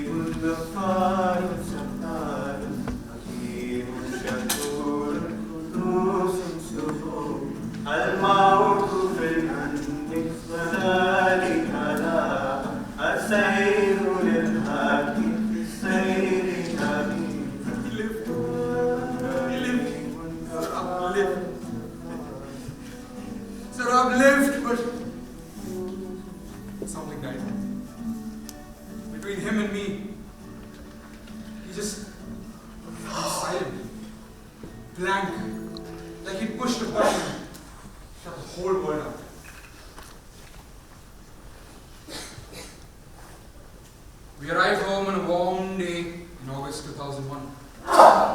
And while the world was silent, Saurabh was too. One Tuesday morning, the Twin Towers fell. The world changed. America formed Afghanistan, and the Taliban scurried away like rats. And during all of this, Saurabh didn't say a single word. Then, one Sunday morning, I took Saurabh, Suraya, and her father to a gathering of Afghans at a local park.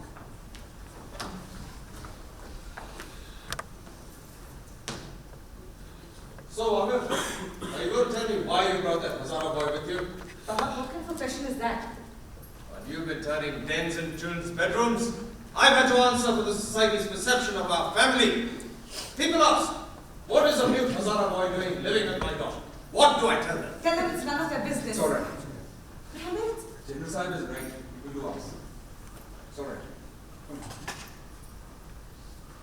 You see, General, my father had an affair with his servant's wife. She bore him a son named Hassan. Hassan is dead now. That boy is Hassan's son. My nephew. That's what you tell people when they ask. Oh, and one more thing. You will never refer to him again as Hazara boy. His name is Surab.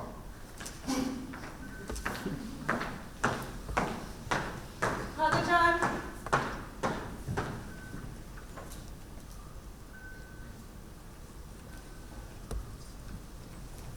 I walked into a field where a man was selling kites. I bought one and I took it over to Surab.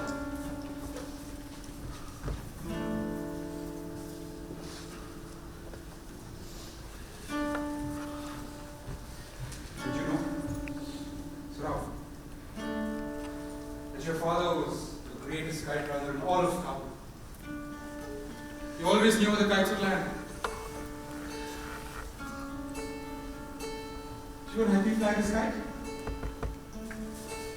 Surab, it looks like I'm going to have to do it alone. Come on. Last chance, Surab. I ran and I tossed the kite. Suddenly, I was pressed again, and all these things came rushing back. Then I saw it stop me. And now the kite is closing in on us. Surab, let's teach him a lesson. We'll let him get a little closer. Come on, Surab, come to me, Surab. The other kite was inching its way closer, unaware of the trap I set for it. Surab, I'll teach you one of your father's favorite tricks. I'll let him get closer. And I cut his kite. Felt my string cutting his. I heard the snap. Then he was rocketing towards the sky. You see that, Surab? Smile. Where are you there with that? You want me to run that kite for you?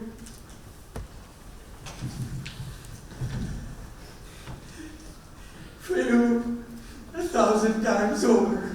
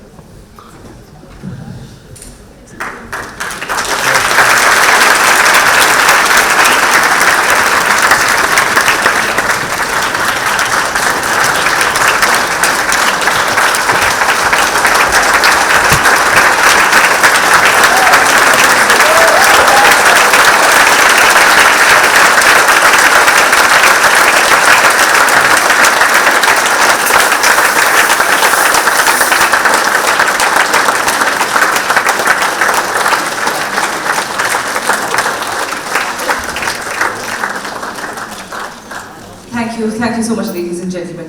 Can we please have the house lights on? Thank you so much. Kite Runner is one of the closest to our hearts, and I hope you've had a good time. So a lot of things have gone behind this production, and a large team, and I'd like to thank everybody. I'd like to take a quick minute or two before your leave. This wouldn't have been possible without the producer, Miss Aisha.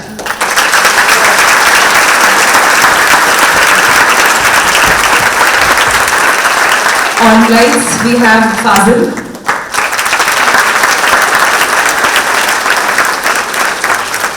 The entire production was headed by Liana Tissin.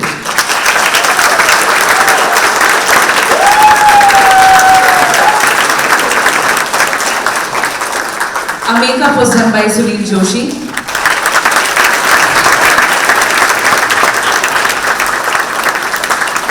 Photography and videography by Sameer and Mahesh. I would like to thank NCPA for this opportunity. The entire team of NCPA, thank you very much. And quickly, Danish, Pawan, Sharafi, Roberto, Sonali, Nitin,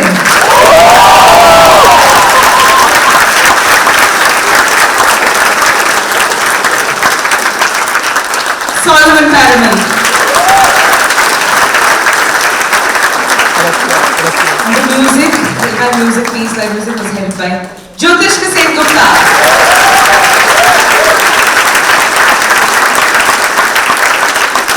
Dolphin Arora. Lorraine. Hitesh. Rajit. Siddharth. Our actor and production team, Elisha.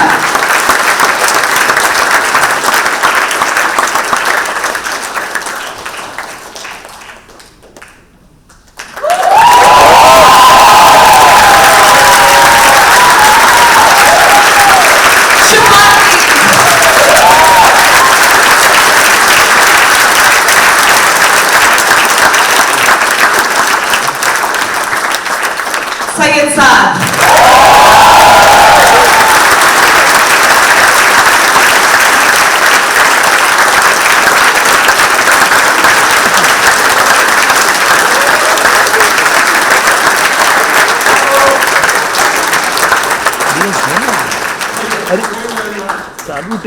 Before you go, please, the one who made all of this possible, the one who's driven our team for the last 6 years, yes.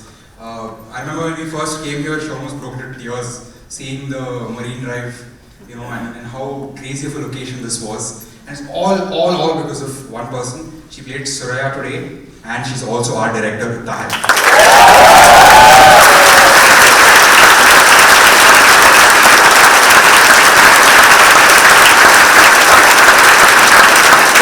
Thank you so much. Welcome to wonderful audience.